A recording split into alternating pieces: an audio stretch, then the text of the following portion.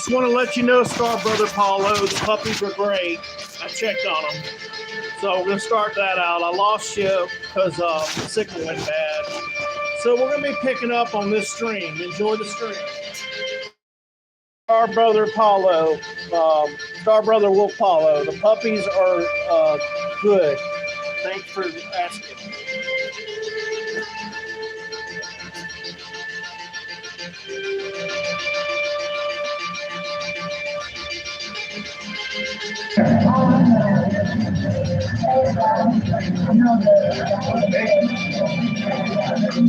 Okay, our next feature is a panel with both abductees. They're going to come out first and briefly tell what has happened to them. You're going to be given a chance to question them.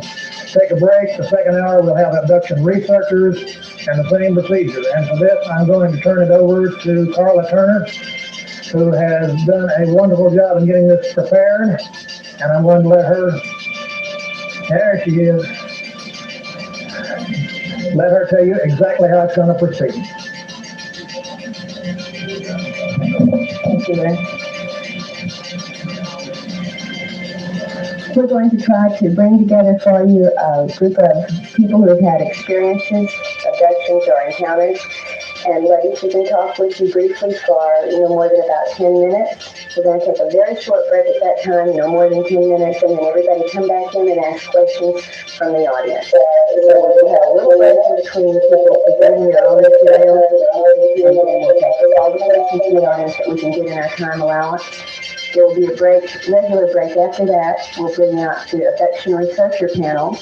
Again, they will go through no more than 10 minutes of presenting material, background, and so on, and then let the audience ask questions at that point. So I hope you'll all hang around for the question and answer period. And we will bring on our researchers in just a moment, our abductees in just a moment. If you'll hold with me, I'm missing just one, and as soon as I round him up, we'll be ready to go. All right, now that we've got the technical difficulties out of the way and everybody's here, I'm going to let each of our members of the panel tell you who they are and about their experiences themselves. And we've taken a vote among the panelists, and they voted for Leah to begin because, after all, she's the least nervous. She's already been up here today. So, after Leah, hand it to the gentleman on your left, and then we'll pass it down to the lady on your right, and just keep on going from there. So, Leah, time's on. Going now? Right. Can you hear? Okay. All right. I'm not going to talk very long because I spent an hour and a half talking earlier today, so I'm just going to say a few brief things. Mainly, my name is Leah Haley. I'm from Mississippi. I've had abduction encounters throughout my entire life. I didn't remember them really until 1990.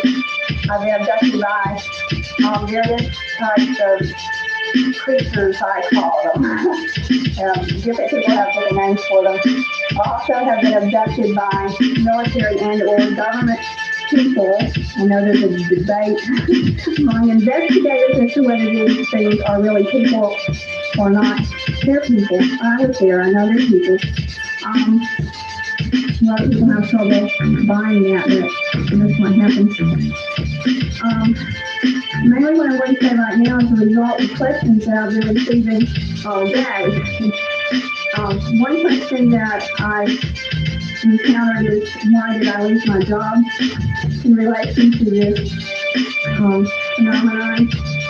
I was teaching in a county Forces Air Force base. Those who heard me earlier know that I encountered some problems with the Air Force. After I was, another thing I didn't mention earlier because I had a time problem. I had to leave out some things I originally had intended to say, so I'll make up a few of them right now. One thing that I didn't emphasize earlier today because of the time was the fact that when the Air Force officer invited me out to the Air Force Base to see the space shuttle, he insisted that I bring my camera so I could take some real good close-up pictures of the shuttle. He kept telling me over and over again be sure to bring your camera. He also insisted that I not tell anybody, not even my husband, that I was invited to come out. This invitation was extended to me alone. Well, after that, I refused to teach another accounting course on base. And there is no way I will ever voluntarily step foot on an Air Force base again. And that's my my job. My boss said, why don't you teach at the base anymore? And I made the mistake of telling her. And she wouldn't budge and I wouldn't budge. But I didn't quit. I said, I won't quit, but I won't teach on base either. So I was fired. Another thing that I wanted to point out was that, you saw the circular marks on my back and a mark on Buddy Crumley's arm and on Bill's hand. And I mentioned that Bill can undergo hypnosis and that the reasons not to undergo hypnosis and that John Carpenter did a regression on me concerning my marks, and I had no memory whatsoever, none of how those marks got there. Buddy Conley recently had a regression done on him too, and he remembered struggling, but he did not remember who or what he was struggling with. There was no memory whatsoever of who or what did it. We're at a loss there. I know George Wingfield mentioned last night that there were several others who had an identical mark. Well, when we started investigating, we discovered that the only marks that we confirmed were similar marks, not identical. We've only been able to confirm the three of us as having that same exact mark. So we request that if any of the investigators, abductees, other members of the audience, if you have seen or had a mark exactly like ours and know how it got there, please let us know. We want to know who put those marks or what put those marks on us. None of us have any idea. It's a mystery that we would really like solved. We're not interested in knowing about similar marks now. I've had similar marks and I know how they got there. It's the exact marks that we're interested in. And I'm going to allow you to use the rest of my time for questions. Questions are later, isn't it? I am Dan. Hi, everybody. Yeah. Sorry, I got asked to come up here. I'm pretty reluctant, first of all. I'm sweating beyond belief. I've never been hypnotized, and nor am I am not going to be hypnotized. I'll tell you that right now. I'm perfectly comfortable with my array of images from my early childhood. I do not need to explore parts that I don't remember. Period. I have no inclination to do that.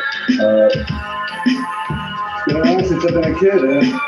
From everything from that ball guy, from when I was real seedy, and I was real seedy, so tall by the way, to flying down the stairs a little later on and trying to tell my mother the next one, watch me fly. And I went outside to do it. I went outside and tried to push it and a major sighting when we were 15, my mother used to order a large newspaper. And I was 15, coming up over the 48th Street Bridge in Pompano Beach, Florida, which I grew up in Fort Lauderdale over time.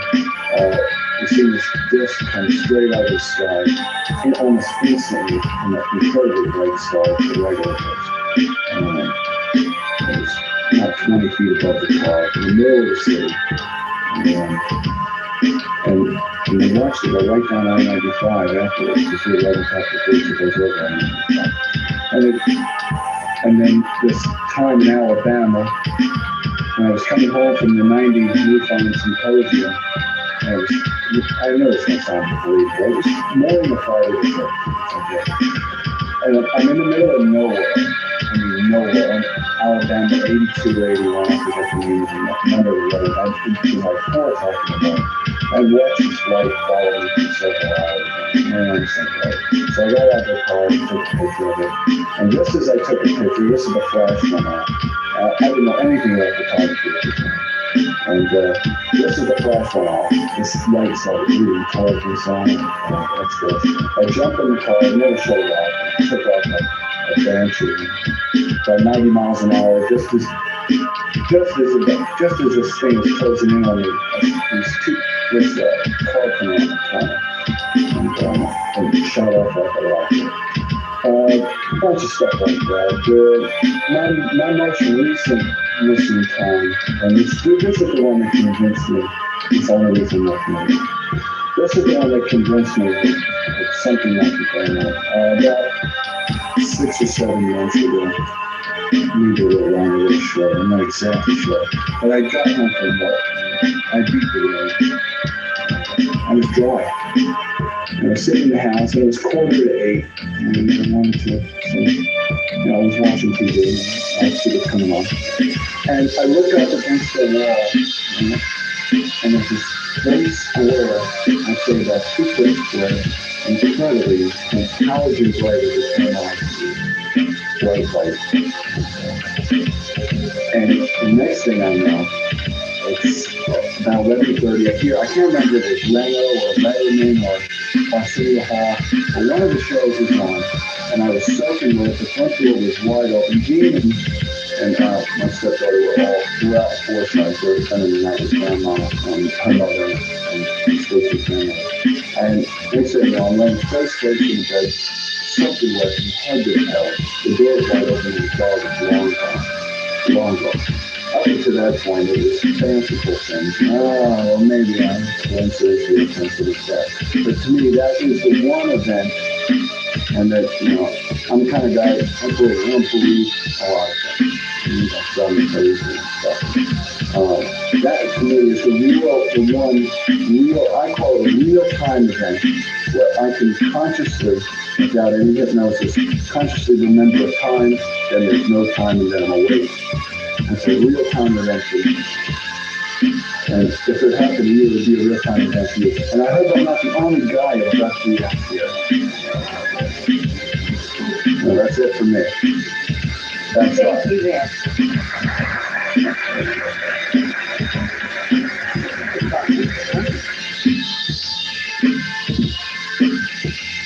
My heart is pounding for me, Rick. I hope I can get through this because my lips are sticking together. My name is Debbie Jordan. Used to be Debbie Tomia until June, and now it's Debbie Jordan. But most people know me as Kathy Davis and Bud Hopkins' Book and Trooper.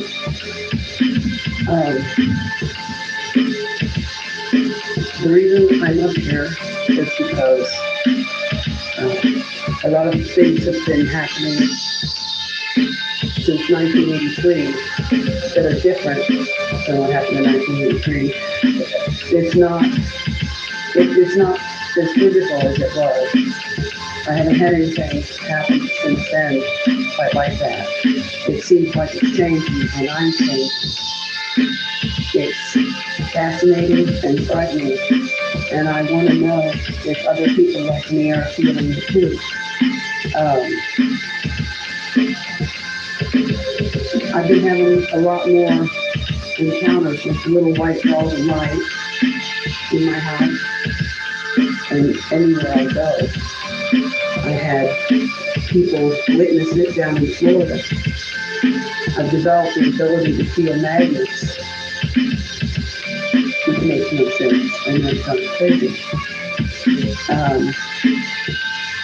I started to dream in 3D and in color. And I know it sounds crazy, but I feel like I'm getting smarter. So I tried something.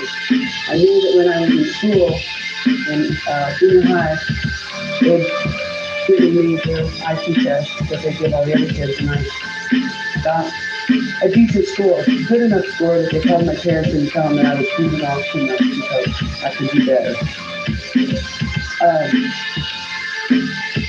Yeah, my parents are here.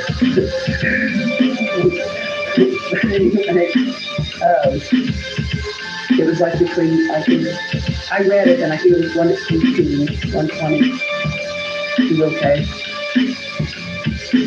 After I started to do the 3D, I call it my virtual reality dream, because that's the only thing I can think of that would most closely describe what I'm doing. I decided to take a test to get into this group called Mentor. And I did very well. I got in the top 1%. Well, it seems to me like with a score of 118 when you're 14 and then 20 years later, to be able to do that, is it the norm? I'm not sure, but the only reason I did it was because I felt different and I wanted to see if there was anything that would back that up. I started talking to my friends who I like me. I don't like the word rejection. Doesn't feel right. I don't know. I call them like me. And I found out that if I promised not to tell anybody, they were feeling the same way, but they were also feeling the same way I was, and that they didn't know whether they should say something or not because it sounded even more crazy than all the other stuff that we've been telling these guys for a while. I've always said that I still refer to a lot of my stuff as crazy because it's real safe. And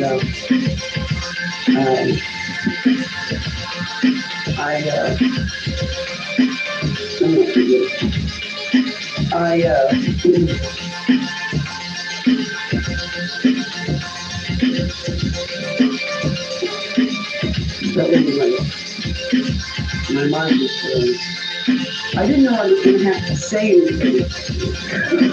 I didn't know I was going to be here till last night. So I didn't have anything thought up in my head other than I just want to know if you little people like me, please tell me and let's go tell these researcher guys that something's happening and let's look into it some more because I think it needs something.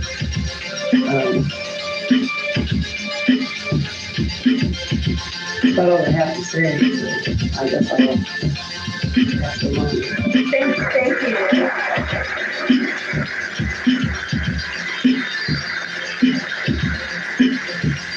Hi. I hope you can hear me. My voice is really kind of faint and have a strong voice. My name is Lynn, and I wanted to tell you something that happened to me with the UFO problem we've already having up here. I knew a lot so that I could kind of follow my notes and not stutter. 4 years ago, I went on a retreat to St. Louis, Missouri, and it was around fall, so it was getting cold. I was at a main lodge with many of my friends when I decided to go to a cabin that was about 35 yards away from the lodge. I looked out and was just admiring the sky and how beautiful it was.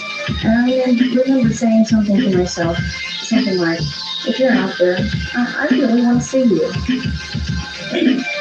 Sunday the leaves kind of roll across the ground and the breeze blow by me.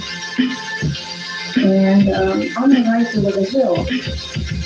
And immediately I was enveloped in some kind of tubular field. I couldn't see it, but I could feel it.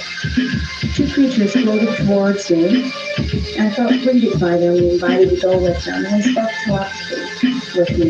They never talked. I floated with them to what appeared to be an old broken down shack. And as I got closer to the shack, it was more holographic, transparent to me. I could see a disc-shaped ship inside the image of the shack, and I was right inside the craft where I could see, where I was introduced sort of, you might want to say, to human alien malevolent. Sometimes I can't remember if there were 2 or 3. I get confused. Human aliens standing there.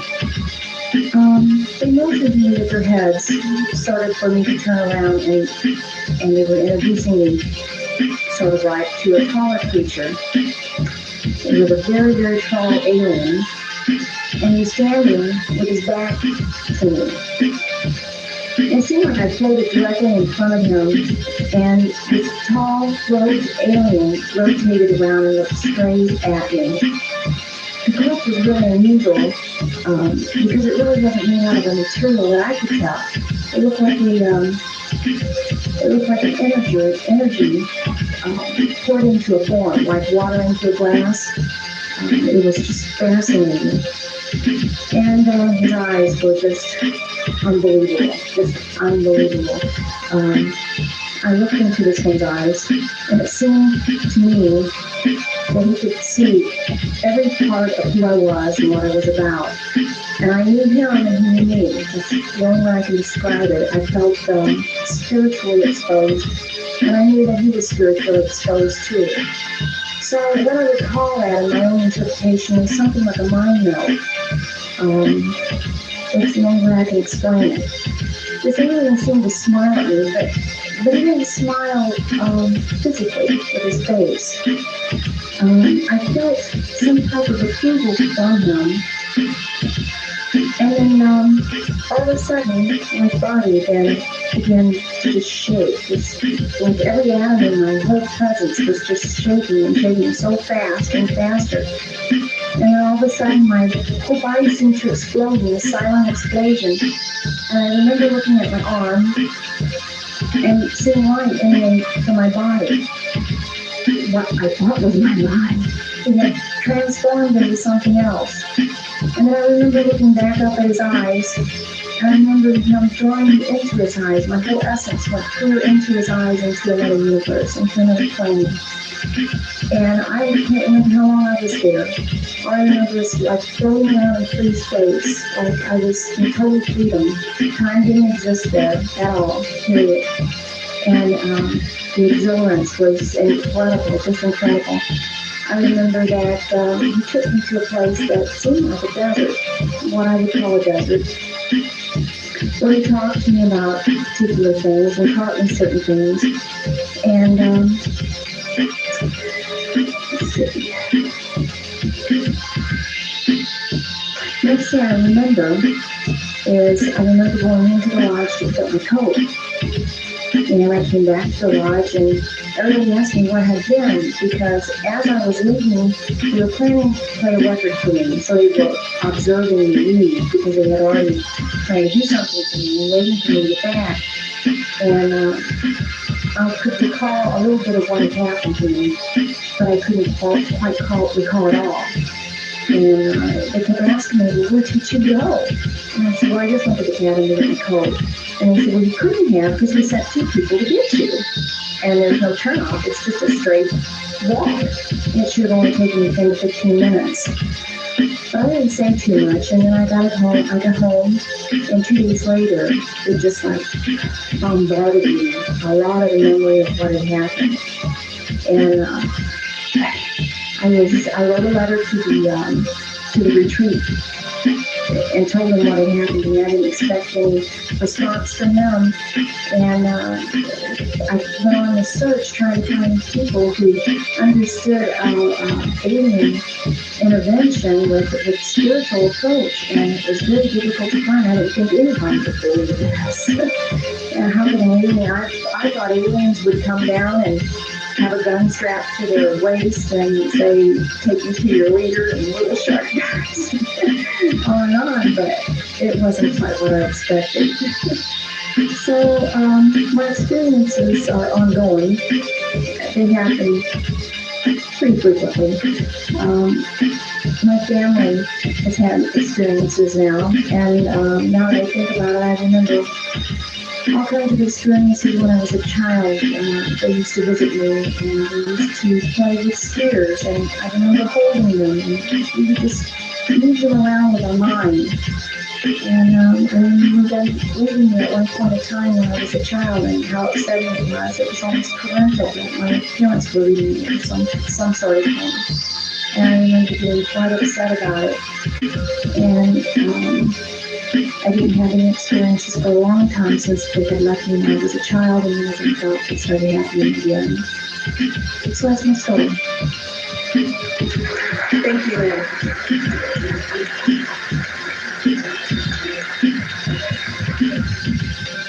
Hi, I'm Jean Robinson. I've had a lifetime of abduction and too much to go into the few minutes I have. I really want to talk about what's been happening recently. We all talked about this big happening in '92, which seemed to be a washout since there's no grand sightings and stuff. But to me, something very unusual started in '92. It seems like I'm experiencing a wider sense of consciousness. It seems somewhere in between a physical state and a dream state. And it's like I'm tuned in to a lot of information. I'm getting a lot of stuff that's pouring into my head. I used to receive the telepathic messages, and I got spooked about this time last year because some little incident made me feel like, besides the information I was writing down, I was also getting subliminal messages. And to me it felt like I was being programmed to not trust the government. And it didn't match what I was writing down, so I didn't understand it, so I decided I wouldn't even do this anymore. And it was at that point that I realized I really couldn't shut it off. It was the same area I was getting this information from. So it's kind of a constant thing. And recently, I feel like there's an influence in my life, both positive and negative. I'm not in any shape to really process it all. I don't know who to trust. I don't know, you have good aliens and bad aliens, good government and bad government. And at some point we all say we have this thing we have to do, and not know what. Well, I had my first one of those was one day about 6 weeks ago. I had said, well, I need to write the president. And I said, no, I better not do that. And I started for about a week. I revised this letter over and over and made sure it was what I wanted to say, because I felt like the timing of this was not of my doing, but the content of the letter was. So I put everything into that letter. And a week passed, and I went over and over, all possible consequences of what might happen. But it was like a finger poking me in the back. You gotta nail this now, you gotta nail this now. So I went to the post office, and I felt like I was, walking to the gallows. So I wasn't gonna do this, no.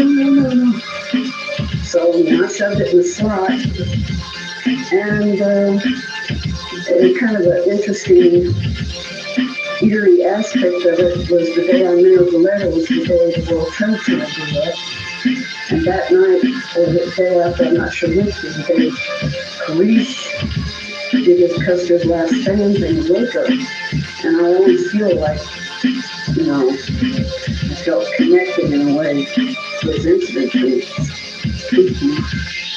But this letter, in a way, it felt like my last best cry for help, because there's things going on constantly.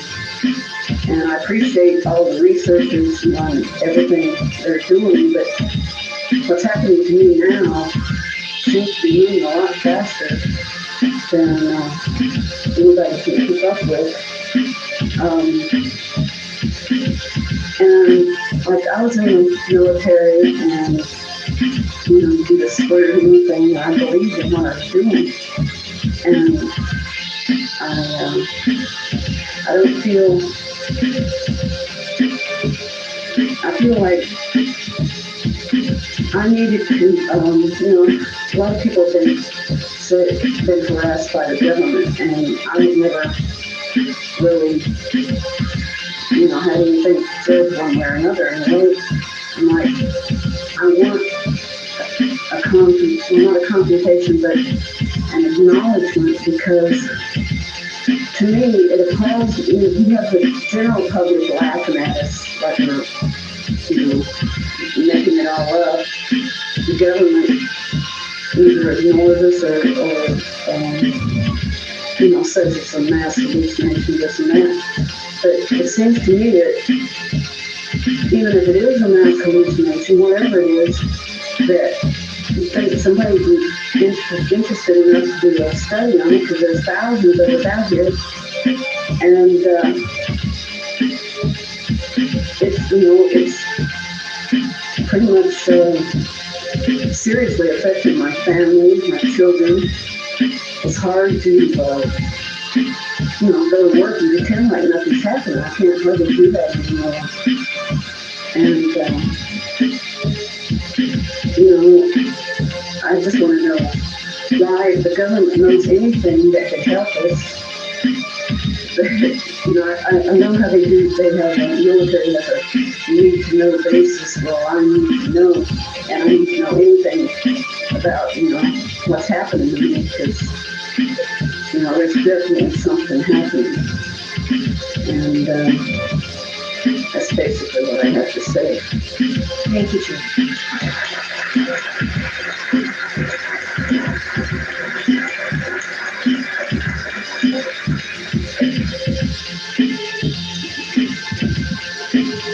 Hi, I'm Lynn.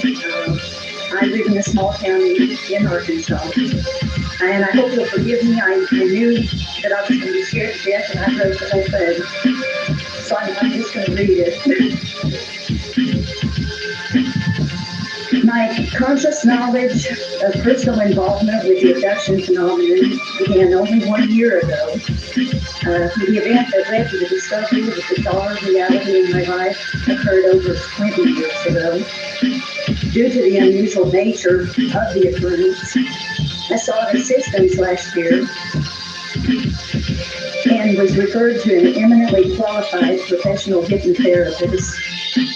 And at this time, I would like to say that is John Carpenter, and I'm very grateful to him. After an exchange of pertinent information, it was determined that enough symptomology existed to warrant hypnosis to recover some possible lost memories.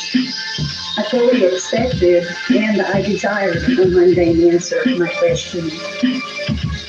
Intellectually, I'd entertained the notion that alien life could exist somewhere out there, but I had never thought about it on a visceral level, and I had not thought about what it would mean to me on a personal level. 21 years ago, on a warm, sunny day, a family member and I had attended some business in a large city in central Arkansas. Around 1 o'clock in the afternoon, we left the city to begin the trip home, a trip of approximately 3 hours. We were both relaxed and in a pleasant mood. After 2 hours of driving time, we approached a small town. A road crew was doing some blasting on the highway that day and signaled the traffic in our lane to stop. We were the lead car, and there were 3 or 4 other cars behind us. After clearing the road, the crew allowed us to continue, and we slowly approached our turn at the junction of the intersecting highway. We both recalled seeing the turn, and then everything went blank. After an interval of grogginess, we suddenly found ourselves on an unfamiliar paved road. with no road signs or other indicators of our location. The road appeared new and unused. Both of us were extremely agitated and began looking for a turnaround, hoping we would find familiar territory by turning back. We finally found a very small area that allowed us to turn the car in the opposite direction. After several minutes, we entered the town from the wrong direction, but we had not driven through the town to get there. We finally made a turn onto the intersecting highway and continued to drive toward home, extremely puzzled about what had just happened to us. The area was very rural and the road was lined with large trees. Both of us felt a sense of unease and a desire to get home as soon as possible. After we drove a short distance, I glanced out the left-hand window and saw a silver object in the sky that seemed to be pacing us. I pointed it out to my family member who was driving.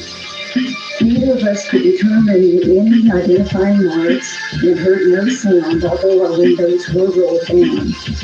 We both wanted it to be an airplane, even though it had no wings or tail. I watched the craft for several minutes, and it continued chasing us, sometimes briefly hidden from view behind the large trees. Eventually, I looked away from the object, and when I looked again, it had disappeared. When we arrived home, we realized that we had lost about an hour of time somewhere during the trip. We told other family members of the strange occurrence and even returned to the town shortly afterward, specifically to try to locate the peculiar road we'd been on that day. Missing time plagued us off and on over the intervening years, and finally, after 20 years, I could no longer stand not knowing what had happened to us. I began a concerted effort to locate someone who could help us break through the amnesia of that day. Under several independent hypnosis sessions, my family member and I explored the events that had occurred during the hour of missing time. With no knowledge of what the other had recovered in the hypnosis, our memories indicated substantive corroboration of an abduction by beings that were anything but human. Both of us recalled reaching the turn in the road and having a tremendous force physically lift our automobile into the air, thus still inside, unable to move. After a short period of time, we found ourselves in a round, seamless room with a domed ceiling. I reported that my family member and I were separated at this point as I was led down the hall. My family member stated seeing me led off down a long hallway by 3 alien beings, one smaller than I and 2 about my height. I was taken into a brightly lit room where a physical examination and other medical procedures were performed. My family member was shown several rooms during this time as he proceeded a tour of the craft. Finally, after a period of time, I was taken into another room where I rejoined my family member. We were released shortly afterward and re-entered our car, apparently having been placed on the wrong side of town. We turned on the engine and drove off, soon realizing that we were in unfamiliar territory. From that point on, our conscious memories had taken over. My questions had been answered, and the events of that lost hour were no longer missing. Several of my family members and I have explored many other shared and individual encounters in the past year, both consciously remembered and through the use of hypnosis. Invariably, the shared encounters have contained corroborated information. These encounters have occurred during both day and night. In my family, at least, the abduction phenomenon appears to be intergenerational and ongoing. It has shattered my complacency and belief in a small world view and has forced me to see things in a more cosmic frame of reference. And that ultimately is why I'm sitting here before you today. From the reaction of my family, friends, co-workers, and myself, I know that the urge to deny the abduction phenomenon is very strong. But ladies and gentlemen, it is real.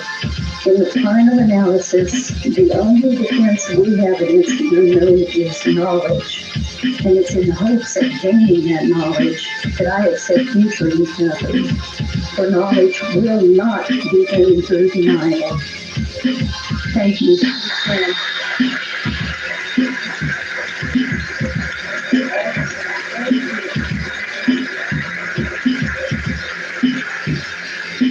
I think you can see that everybody's experiences are varied, and yet there are some unifying feelings that we've all had to go through at one time or another with this experience. If you have questions, comments for our panelists, we're going to take only 10 minutes. We're starting without you if you're not here in 10 minutes, and I'm assuming there'll be a microphone for questions. So you can line up at that point. We're going to let everybody have a little get your nerves back together break, and then we'll have questions. So come right back, or don't leave if you don't want to.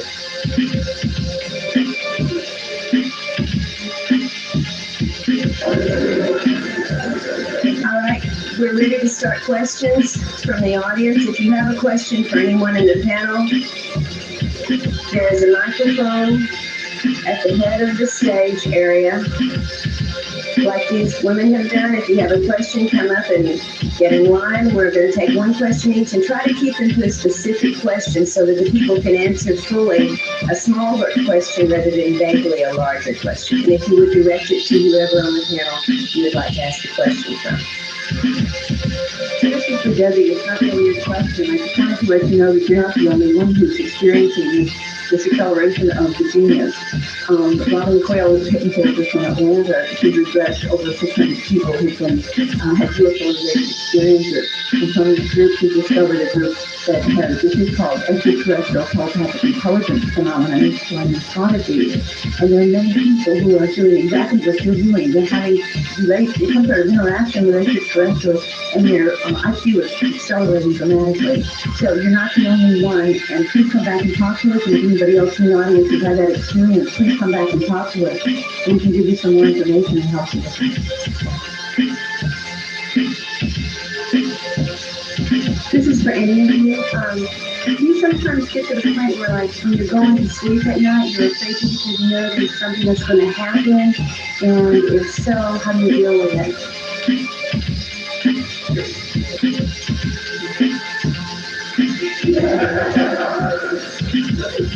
I used to do that every night. At one point in my life, I was like staying up half the night and sleeping in the day because it was safe. Everyone else would be awake in the day and I could sleep.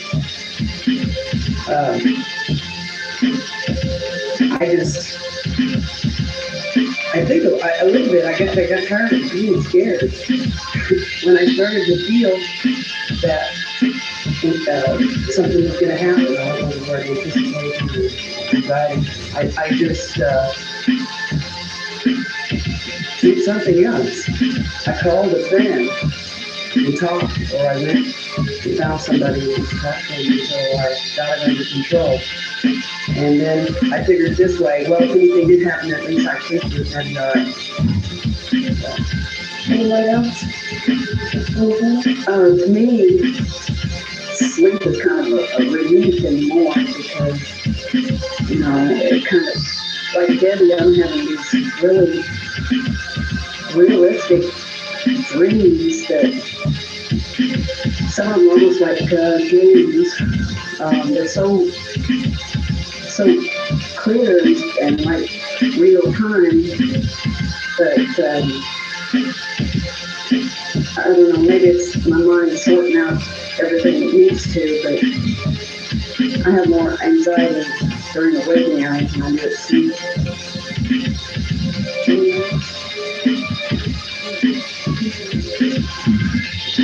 What I noticed is that there are subtleties, especially with the animals in the house. That's what I keep my attention focused. Because they're closer in touch with the earth than we are because of our emergence into thought.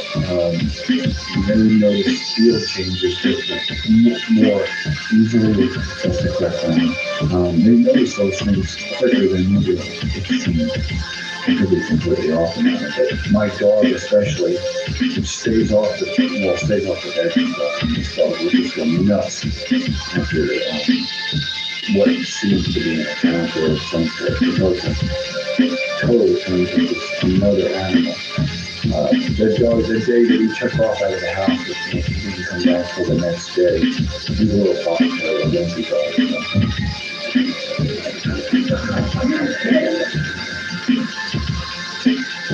There was this one period of time where I had trouble falling asleep at night, and that was from July 8, 1990, when I discovered the possibility of having had these encounters.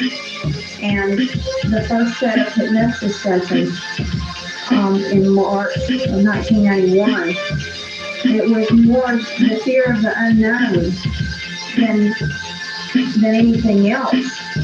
Once I discovered what the creatures really were doing to me, and that I was brought back safely and all that, I was no longer afraid to go to sleep. It was just a period of time between my realization that these things possibly could be real and the hypnosis sessions that I had trouble going to sleep. I didn't have trouble after I went through the session. Next question. For those of you who have children, have they been having experiences, and if so, what do you do to console them?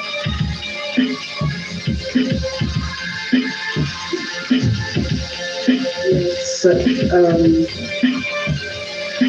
one of my children is definitely having things go on and picked up. It's very traumatic.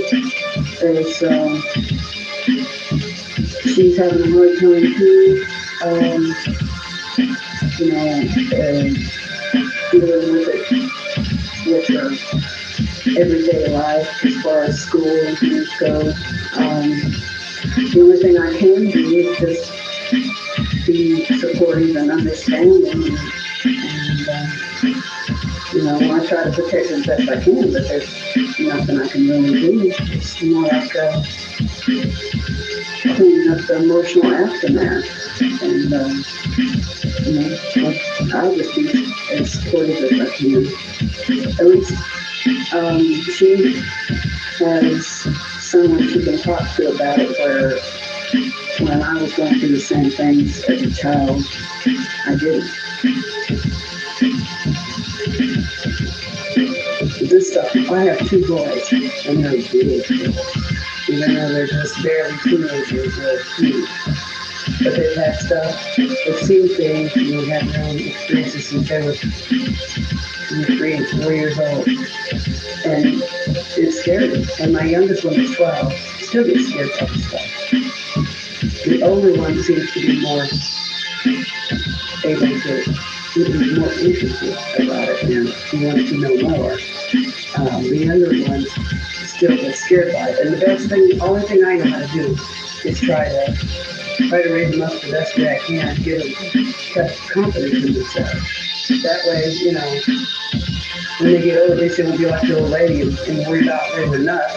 They'll believe in themselves, and they know they can have people that they can talk to, me and my boyfriend and my mom and dad and everybody about this stuff, so they don't feel like they're alone. And I think that's just about all you can do. Realize you can't be in control of what's happening, but you can be in control of how you deal with it. Anybody else anything? I have 3 kids. I have a 21-year-old girl, a 13-year-old boy, and a 7-year-old girl. And they've all had experiences among themselves. I remember one night when I woke up, I heard my son saying, "I don't want to go. I don't want to go." And he kept mumbling this over and over again. And when I got up and went in his bedroom and put my hand on his arm and said, "It's your choice. You don't have to go if you don't want to go." And he got up in the morning and didn't remember anything. But I do tell my kids, this is a choice. I don't feel threatened by them. And the one fear I think my kids do have is telling other kids. I always say, keep it to yourself. if somebody says something to you and has heard about my experiences, don't defend me. It's not needed. Just say, oh, well, things happen, and walk away from them. That's my fear, because my kids will be made fun of at school, and instead of saying your mom wears combat boots, your mom goes to space. So that is my fear that I carry with me. I don't like ridicule, and I don't want my kids being made fun of. But I am a realist. I know that it probably will happen at some time. So I try to face it and get them clues on how to handle it. I have two daughters, one's 19 and the other's 16. Before I went to Springfield for my first set of hypnosis sessions, I had to give them some kind of an explanation as to why I was going. I didn't really quite know what to say without telling a lie because, it seemed so absurd. So what I told them was that my brother and I had seen what we believed to be a spaceship when we were children, and I was going to Springfield to find out if that really was a spaceship or not. My older daughter said, Mom, whatever you find out, I don't ever want to hear about it. And I respected that, and we would not discuss it. And she's overheard me talking on the phone from time to time, and she's made it evident by slamming doors and things like that she didn't quite approve of my conversations. And I've had to be real deal with that in a real delicate manner and try to respect her need to not be involved in this. I'm not trying to shove it on anybody. My younger daughter wanted to know everything that I found out, and I tried to kind of sugarcoat things, and she wouldn't allow that. She wanted to know specific details, etc.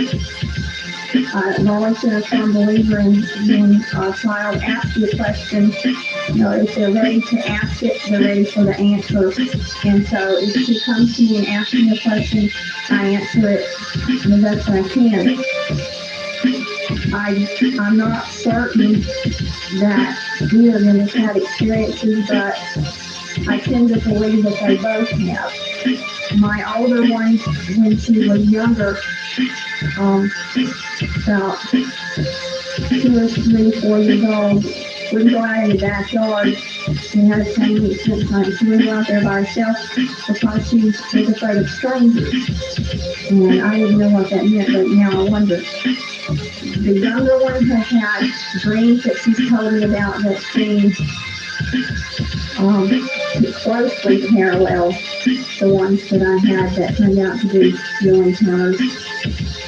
And, she's had dreams of being in a force field that was taking her out of the house, and she was struggling and screaming for me, and I wasn't to respond, she said. And she said that she had a dream that she and I both were aboard craft, and I was in another room doing she didn't know what, but while I was in the other room, one of these alien creatures that she described as being exactly like the one you saw a picture of. And she had not seen my picture either at that same time. And she told me that this alien was showing her a model of the spacecraft and explaining that the person she she's the type of person that would understand some kind of thing. So, I don't make an effort to discuss this with her, but if she comes to me and says to me to discuss with me, then I try to present it all in as much a positive light as possible to minimize the fear.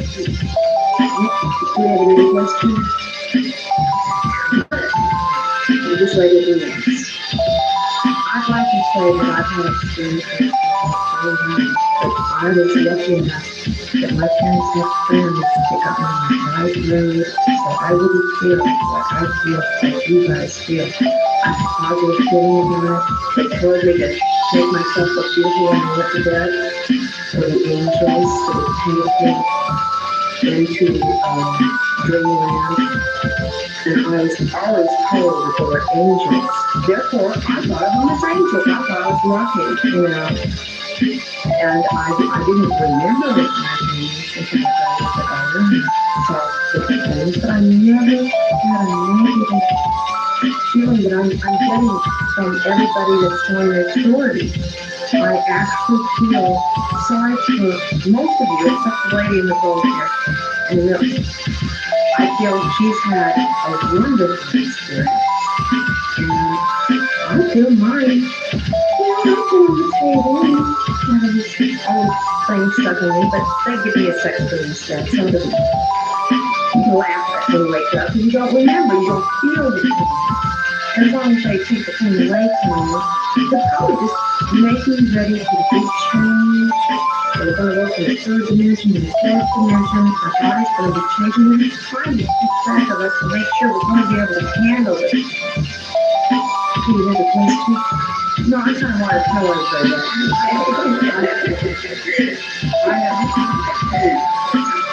No, not everybody. Let's have a comment. They didn't take my pain. They didn't take pregnancy. I remember a lot of stuff that was really scary and hurt. I don't hold it against anything. And I feel like I'm in some kind of a twisted way a better person because of this. I don't see it as all negative. I didn't get any negative or positive feelings from whatever this was. I had more of a sense of this is something that's got to be done and you do it. But it was not an intentional thing for you to be injured. But I'm not going to make you, perfect either. And so I like to think I took a bad situation and made the best of it. And but maybe a different kind of my guy was a different kind of guy than your guy. I wish I got set free. That'd been the closest I ever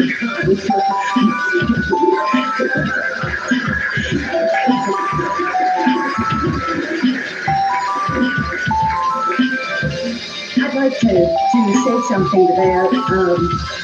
One thing that is real prevalent in all of this abducting things, whether it's good or bad, and that was one thing that came up real early in my situation, and it was something that is very hurtful. It's not something I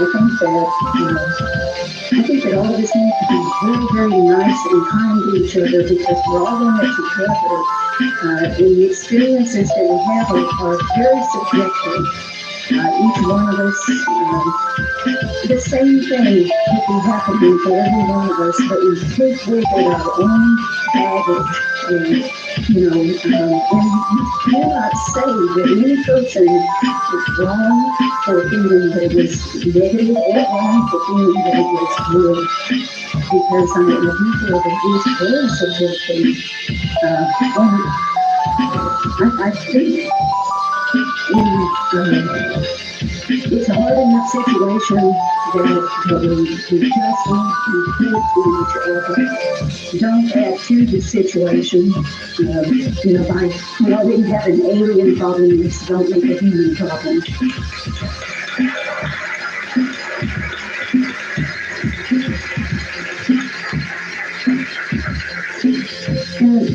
I wanted to add that, of course, I didn't have enough time to get into everything this morning, but I've encountered a variety of what I call creatures, and the majority of my encounters have been extremely positive, but I have had a few that were negative, and I'm sorry, but I just don't see how you can interpret or that feeling right as something positive. And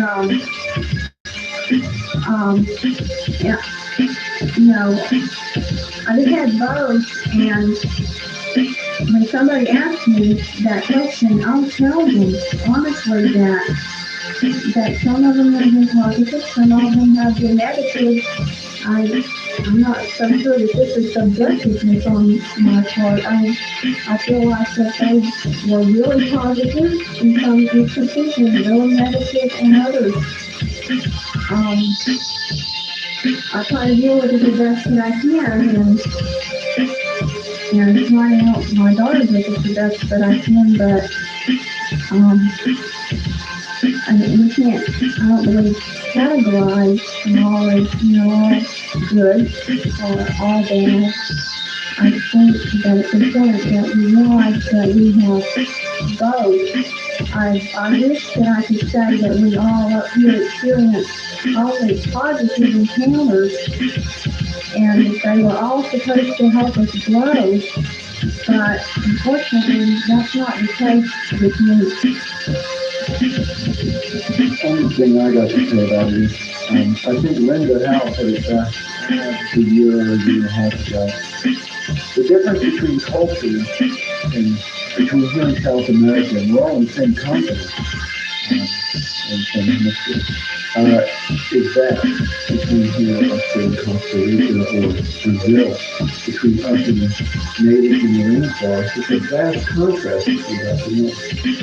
And I think, as I said again, and I think it's Linda said it best, is that we are alien to us. Their way of looking at their codes, morals, and ethics are alien to us, and we are alien to them. And with, I may be totally wrong, and that's a rape or whatever to them, maybe just scientific procedure in every way, shape, or form, and to us, it's a total violation of our ethics, laws, criminal, non-criminal, whatever. But the thing is here, I can keep in mind is that they are alien to us and our way of thinking. And that's important to remember when they perform these procedures.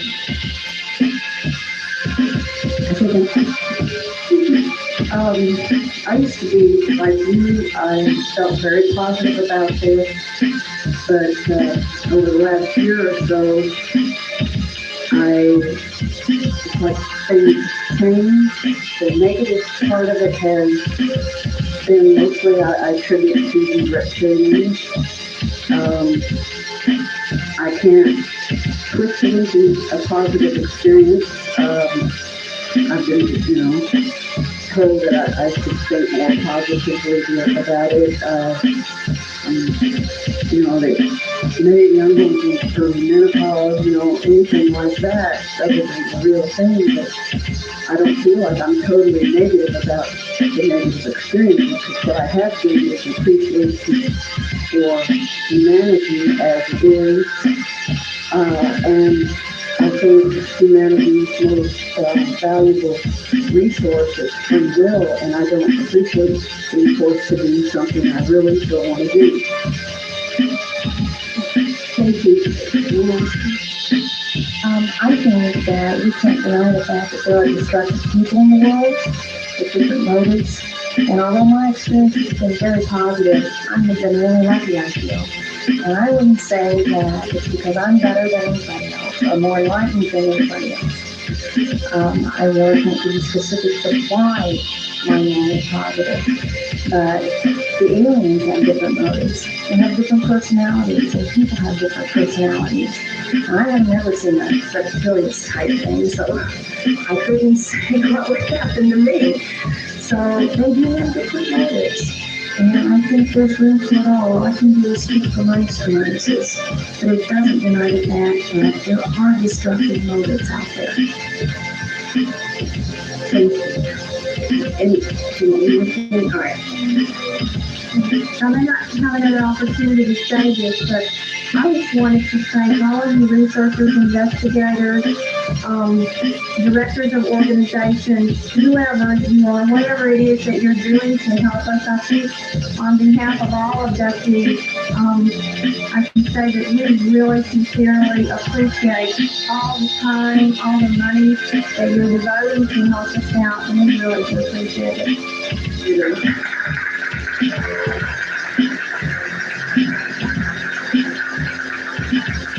I know that we could sit here, and I would love to. I have lots of questions for our panelists the rest of the evening, and I'm hoping to persuade those of you who are willing to come back after the abduction researcher panel and be available for more questions from the audience. We're going to take, is it 10 minutes or 15? And then our abduction researchers will come up and present a brief presentation and take questions, and then we're going to try to get all of these people back up here for more questions. So see you in a few minutes.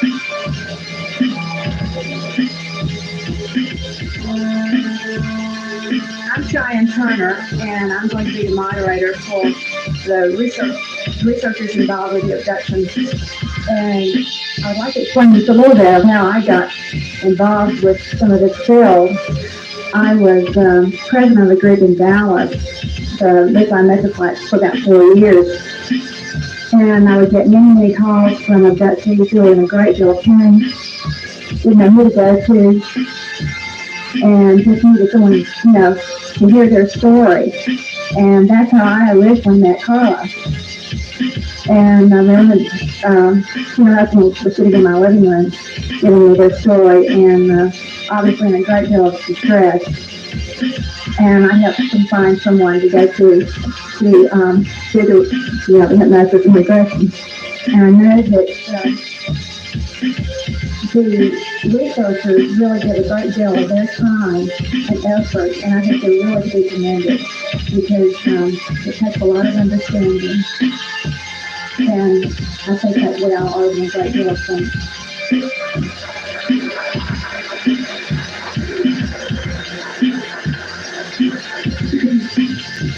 What they're going to be doing is introducing themselves, and a little bit of their background and what their research involves. So we'll start on this end with Bryce Cochran. I made a little to the middle school. She did all the attention too. I talked a lot about symbol stuff earlier, so you know that I like controversial correlations or correlations in general. But what may not have been evident is that I'm very involved in infection research as well. And as a treatment therapist, a patient background in ufology, so to speak, I've been doing this for a long time. It's kind of what I bring to the abduction research phenomenon. So working with abductees essentially in the same story, but all over the country as well. A lot of the information that I believe comes from their experiences. That's kind of all of it, especially in the 20 years ahead of me. And it comes from their experiences and correlations that come out of that work and communications and so I rely heavily on my relationship with the abduction and contact experiences, if you will, that I work with, because they're the ones that are bringing the pieces together. We're just helping them realize that that's kind of Well, the reality relationship, I mean, to human justice, the two I think are related in relationship with anomalies and changing on class. And I've never been actively involved in the therapy side or the hypnosis side, but what happened is that because I was doing programs related to subject matter, I began to do a writing line for people sending me audio cassettes and letters, and at this point it seems like hundreds of drawings, because they wanted to be able to share something with someone that they felt that they could at least, I guess, whether it's anonymously or putting their name and their number, sharing experiences. And now, over time, it seems that what has been valuable to my community research is that totally apart from hypnosis, I have been seeing patterns that have written from dozens and dozens and dozens of people from all over the United States. Some also came from South America. And I'm seeing the same abroad. Some people who don't know each other and live on two different coasts. And I hope that there is some value in completing these patterns in this resolving during the time that I'm trying to continue to gather. Because it may be that there might be three elements that some people suggest and that they naturally might be something that's touching. On the other hand, often graveyard would suggest that you go for the simplest possible answer of reading why you're having similar descriptions. It's because there are actually different, whatever they are, involved in various people's lives. And that is an area of research that provokes me in this huge phenomenon that includes many facets that we've been discussing right today. My name is John Carpenter, and I'm a musician in the nuclear network of Dexter Detection Research. I was just thinking here, it's so interesting. 5 years ago, I came as a naive listener and was learning from people like Linda about what all was going on. And today it felt more like a family reunion. I knew everybody up here. So today, you all knew me, and I knew so many people out there that I knew. So this is coming less of a conference and more of a reunion every year. Anyway, I got into all of this because I volunteered, and I thought it would be interesting if one day I might get to sit in on one case, and it kind of went the other way. A lot of people are sitting on my sessions. There are now probably several hundred. I work in Springfield as a licensed clinical social worker and hypnosis, and it's been a real interesting journey. Like everyone who said today, we don't know where all it's going, but I'm in it now for the ride, and I'm fascinated with everything that comes up. And part of my position now is to try to get other mental health professionals helping and helping in the right way, because it's obviously, as you've heard here today, a real need, and we don't want just anybody, trying to take this on and providing help, because the special kind of help is the person who, as I would call them, participants in this odyssey that were up here a few minutes ago. They need a special kind of understanding because of the unique and bizarre phenomenon. And you just can't go in a 50-minute hour with some psychologist and expect to unravel it all. And it just requires many hours. Last weekend, I was just running in Atlanta, and David Jacobson, and we were talking about what the Hopkins does, and we all spend like 3 to 4 hours each time we meet with somebody, because it just requires that much support and just effort, and hypnosis, go carefully and do everything right. And it's real important that other professionals don't jump into the this is something really interesting, I'll just fit it into my little schedule. It doesn't work that way. So I think that as we've been doing the conferences that came out of the Roper report, in taking roughly 100 mental health professionals who time around the country and really trying to give them the best information, the best ideas of how to help. Ironically, I think a lot of those professionals that show up are showing up because they've already had experiences. They've told us that a lot of times. So the numbers in the Roper poll are probably exactly right, and what they were saying, very conservative numbers. So obviously there's a need out there, and I find myself really trying to help with college in California, Minnesota, and Florida all in one night. Which is hard when my 4-year-old is tugging on my leg and wanting to go play a game with it. So it's been a real challenge, but there's no way I'm going to quit. There's no way I'm going to stop.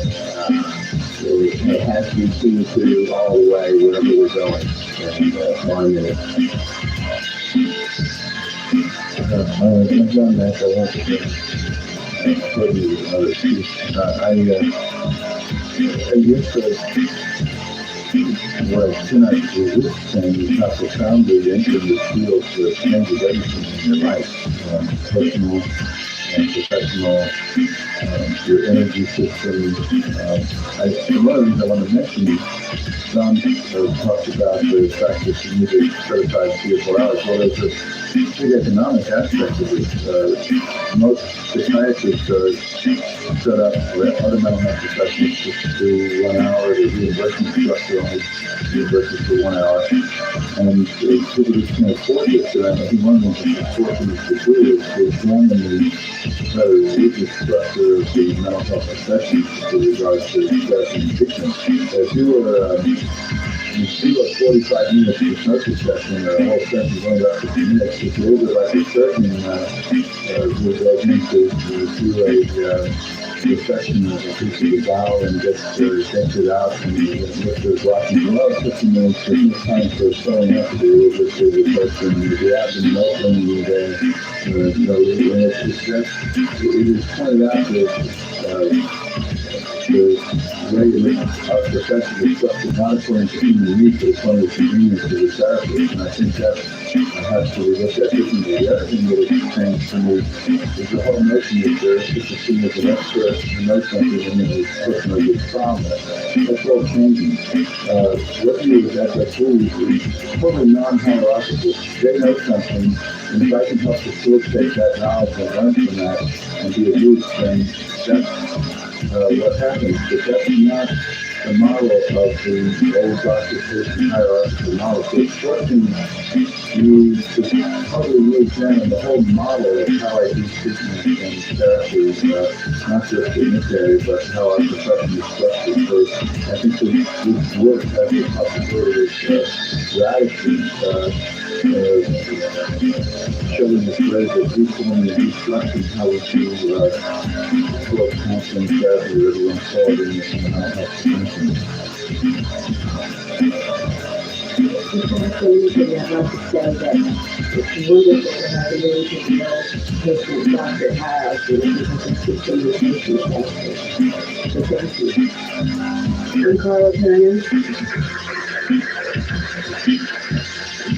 I think I may be the only one on this day. She came into this research because of the experience that my family and I were going through. And instead we did that to someone who gave us extremely valuable help who needed it. And I also want to say thank you to the folks who are trying to educate our mental health professionals, because I did turn to those in the community where we live. Every single one of them, none of them would work with us. It was something that they would be laughed out of the profession for doing, and I hope that you can reach all of these people, and I want to give you a specific name and address so you understand.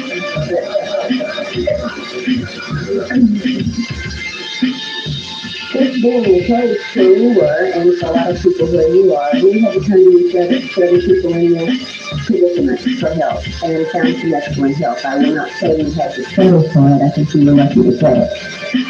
But in the course of working through what my family and I had been through, I developed an association with the researcher working with us and became a bit of an assistant as I could in her research, and have continued to do that to this day. I'm not the primary hypnotist, believe me, but I make sure the people who want regression, who ask for regression, do have someone that they can go to that I trust with my wife and with my children. I wouldn't recommend anyone that I didn't have very good recommendations for people they had already worked with, and I think that's important for any nurse to know about. Secondly, about the researcher and particular abduction, I'm in a very different position from a lot of the researchers because I have a very personal stake in how the research goes. And therefore, perhaps my feelings are going to be a little bit different from the others that you have heard or will hear. I do find that I can sit outside as the abductee and look at the researchers of you guys and say, why are you guys doing this or doing that? And why aren't you doing this or doing that? And then on the other hand, other abductees or experiences who come to us put me in the position of the researcher trying to make sense. They want some answers, some solutions, some explanations, and I'm back on the other side of the picture, so I can sympathize from both ways. And I can tell you, in my opinion, on both sides of the the researchers need to get their act together a little bit better in some things. There is too much jealousy, there is too much hoarding of information, and while researchers fight over these things, abductees go on going through these experiences experience is not going anywhere, so I think we've got to have to clean the whole act a bit. Secondly, on the side of whether, which we've heard raised here the past 2 days, the question of good aliens, bad aliens, good experiences, bad experiences, good abductees, bad abductees, and it comes about in many persons. From the research that research I worked with is called the Bicep, and the research has well into the hundreds of cases, approximately 500, including those that I have worked with and have brought research investigators here to the front. We see that you cannot say, if you're going to be true to the data, you cannot say that a person's experiences when they have an encounter reflect that person's inner being, that person's moral strength or lack of it, that person's spiritual evolution or lack of it, because as we have pointed out, the same person can have a positive experience one time and a negative one the next time, and this is the same person.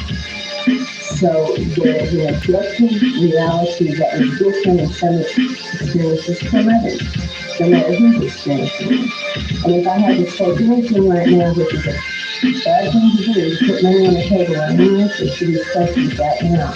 The things I would feel strongest on putting money on are that there are a variety of alien types. Although we have many cases where 2 or more types are involved in a person's abduction as if they're working together. We don't know what that means, but we know that some of the experiences are so intrinsically different that there seem to be many agendas, not just one. So you can't put a good label or bad label on the entirety when you have diverse things that are not in the same type. I think the one thing the research shows is that there are many things going on that don't fit the patterns, that are nice, neat patterns. If you look at just what one group is doing, you're going to get some patterns. If you pull in what's happening to everybody, you're going to get some things that don't fit in any category or any pattern. So looking for new answers, I think, is a uniformity approach that we want to people research their past experience. And trying to put everything into one pot is deceiving, because you're not going to get everything in there without talking about somebody's own direct experience that doesn't fit the mold. Other than that, I think thank you for doing. Okay, thank you. We're now going to open the floor for questions. If you'd like to come up to the microphone and present your question, and we try to make them as brief as possible. This could be for anybody. A lot of the speakers have said something about the environmental damage that we're doing to the planet and how the aliens feel about that. And I'd like to get some more feedback on that. Thank you.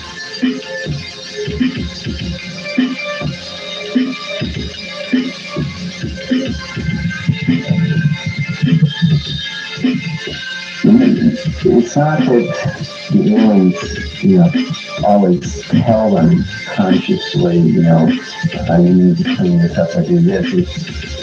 It's interesting. It seems like there's an effect that definitely takes place. So many people that have these experiences are so much more in tune with nature. Jean, who you heard up here, Jean Robinson, when I was working with her, soon after some of her first recollections that she was having these experiences, she saw a turtle crossing the road, and she was just kind of watching it and marveling at it, and with new eyes, so to speak, with new eyes. And hit from a car down the road, and instead of swerving to miss it, it swerved to hit the turtle, and it just tore her up that had happened. And she never reacted that way before. And with so many people who've been through this experience, there is such a key phenomenon that happens that's human in nature. I don't know where exactly it comes from, whether it's like directly told to them, or it's just part of the experience of what. It's definitely a phenomenon there. So it's hard to answer in terms of whether they're told anything specifically to do. It's just an awareness that occurs. One thing that I've noticed is that there will be a little bit like the time release capsules. 2 weeks ago, within a 4-hour period at night, I had a phone call from 4 different abductees. And each one of them was one in Oregon, and one in New Jersey, and one in Pennsylvania. I think the other one was in Maryland. Each one was just calling independently to say, Linda, last night I had, the only way I could describe it was a virtual reality dream. And Debbie, the Kathy Davis there, Debbie Tony, in Illinois, she was also, I talked to her about that time. Well, I had not heard the term from an abductee about having a virtual reality dream before, a couple of weeks ago. And one night, 4 people calling me. And the way that they were explaining it, one woman said, it's like I'm inside of a Nintendo game, 3-dimensional in color. Only the content and the subject matter of what they were describing all had to do with earthquakes, volcanoes, and high winds. The first time that I had heard about the high winds, Well, I just had to put that on pause.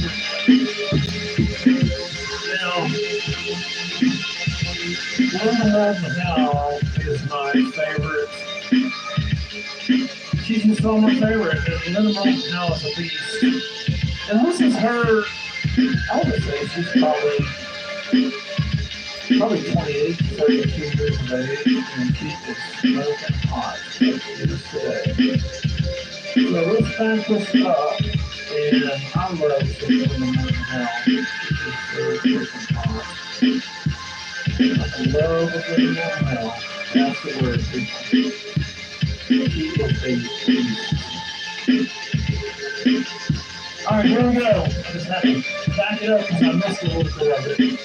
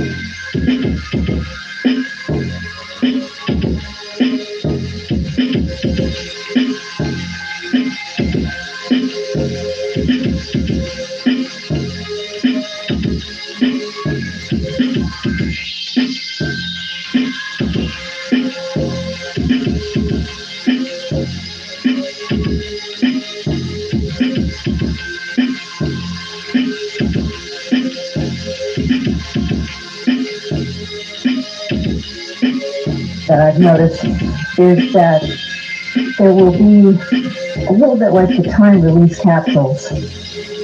2 weeks ago, within a 4-hour period at night, I had a phone call from 4 different abductees. And each one of them was one in Oregon, and one in New Jersey, and one in Pennsylvania. I think the other one was in Maryland. Each one was just calling independently to say, Linda, last night I had, the only way I could describe it was a virtual reality dream. And Debbie, the Kathy Davis there, Debbie Tony, in Illinois, she was also, I talked to her about that time. Well, I had not heard the term from an abductee about having a virtual reality dream before, a couple of weeks ago. In one night, 4 people calling me. And the way that they were explaining it, one woman said, it's like I'm inside of a Nintendo game, 3-dimensional in color. Only the content and the subject matter of what they were describing all had to do with earthquakes, volcanoes, and high winds. The first time that I had heard about the high wind dreams was in 1989. Then there were more people in 1990 who were saying they were having dreams, not vivid dreams, or not this 3-dimensional color feelings, but they were having dreams about seeing the planet being swept with increasingly higher winds, worse storms. The volcanoes have always been there, and the earthquakes. But over this evolution of the years, when you suddenly would get on a night or 2 nights this pattern of abductees calling from all over the country, I began to wonder about this release of information and these changes. There's been lots of arguments about whether the so-called screens that abductees have been presented about seeing the Earth going through some kind of huge cataclysm, was this a test, or is this something being shown in the future? Regardless of what is the truth or not the truth, there is a fact that abductees around the country at certain times seem to get releases in dreams or vivid dreams, or now they're saying virtual reality dreams, as if it's taking on a whole new character right now, just suddenly. And every time that there is this new agitation among the abductees that I know and stay in touch with me, there always seems to be the common denominator has to do with something having to do with the planet Earth. Where this is going to head and lead, I don't know, but something seems to work at some subconscious level or other level on many people at once. I just wanted to add a little bit to what John was saying also, that many of the experiencers develop sensitivities to a multitude of different kinds of energies and natural phenomenon as well, because of their experience, which goes along with what John was saying about their attunement to the planet becomes very sharp. They can sense earthquakes coming days to weeks, sometimes in advance. They can feel shifts in weather or other conditions in advance, where they can tell when things are slightly awry. And their attunement to the workings and patterns of nature seems to be heightened in some way. We've even tested some of these energy abilities, at least in a rudimentary sense, and it shows that they can easily detect extreme magnetic fields and changes in those, or another phenomenon that deals with stress in materials called tensor fields that can also be tested. And there's more work needs to be done in this area, really quantified scientifically. But early indications are that they become very sensitive to different kinds of energies and are affected emotionally by changes that are going on to the Earth. And this may contribute to this growing concern that they have that the planet is about to tip on its side and everything's going to go crazy. So it's kind of hard to tell if they're just really feeling more in tune with things, or if these predictions that we keep hearing really have some substance.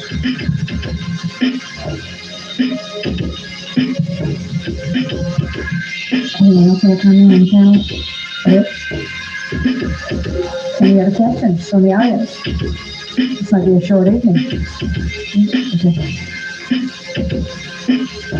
Okay. I'm interested in the state of mind or state of consciousness, or maybe you should say altered state of consciousness, immediately prior to, during, and immediately after an abduction experience. Linda may have touched on an aspect of it, the dream. And maybe I should be asking this to the abductees themselves. And if you can answer the question, I wish you would, if the panelists can't. The accounts that I have read, when I read them, I get the idea or the impression of a dream state, or at least my dream state. And the particular curious thing is, which is like my dream states, I don't think the ridiculous things in my dreams are ridiculous until I wake up and think about them with my conscious mind. And I get this from, that this is possibly the case, seems to be the case in the abduction experience. And I would just like for someone to talk about that from either you all or the actual. I'd like to start and then Stephen wants to jump in. In the West, we have a very limited number of words for different states of consciousness. In Eastern thinking and religion, there may be 50, 80, 100 words for the different possible states. We have conscious, unconscious, dream, sleep. We have hypnagogic state, which means the state when you're falling asleep, and hypnopompic when you're waking up, and it's an in-between state. That's about it. I guess you can have super if you're, really limited in what we know. Now, this phenomenon forces us to think about subtleties, and we don't like to think about subtleties. So, high percentage of people will remember until they've had a chance to explore their abductions as dreams. Okay? Now, when they call it dreams, is it a dream that recollects an abduction? Is it an abduction they're calling a dream? There's all kinds of ways the word dream is used. There's just an experience that happens at night, you call it a dream, because that's the way we're raised to think. But I mentioned this afternoon, and I want to stress it. If you take an abduction experience through the night of an experience, there is that moment of truth when they realize they weren't really asleep when this happened. They're sort of like, they went to bed, and it's very important to go, reconstruct the events of the night. Like, okay, what time do you go to bed?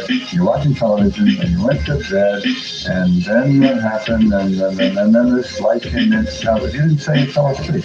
And that's a moment of truth. And at that moment, a shift in consciousness occurs. It's not as if they're just like an ordinary waking consciousness.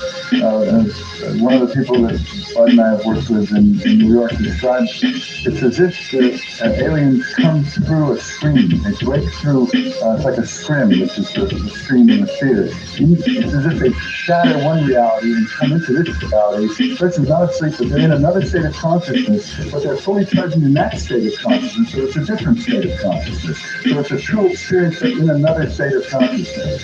And we don't have language for that. So that's just the starter. So this is a very important and very interesting subject. A very good question. Mark, I say something, having had the experience and also having worked with and listened to many other people's experience. In one instance, when I had a daytime encounter, I was in an altered state before I knew I was having an encounter. It was almost technologically precise. I was walking from the neighbor's yard to my yard, and when I stepped, I was perfectly fine on this side of the line. I took a step over an invisible barrier, which immediately put me into an altered state before I even saw the EVs. So I felt it was very much an imposed, external, technologically produced state of mind, so that when I looked up and saw the little beings there in the yard, I didn't freak. I did not act as I would have normally. My normal state of consciousness was very much dampened, and there was surprise, there wasn't shock and fainting. The same thing seems to happen with other people. No matter, there's a change in how you normally would react, and I think it's imposed in some very external technological way. For instance, one abductee who was very upset about things that happened with him and had said, the next time I get my little hands around their little necks, I'm going to smash him in the face. I'm really mad about this. They're not going to do me this way anymore.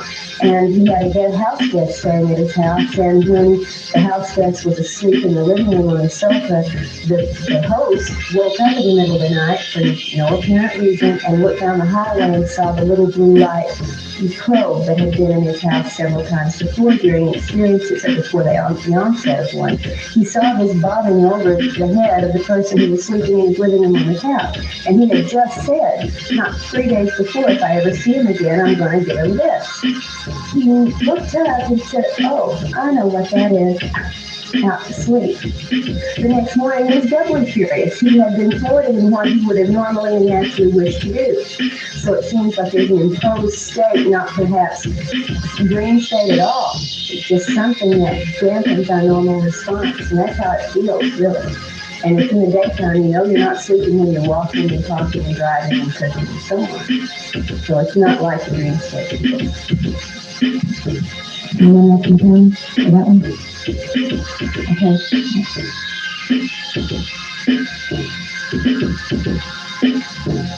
I'd like to ask our esteemed panelists for all experience here.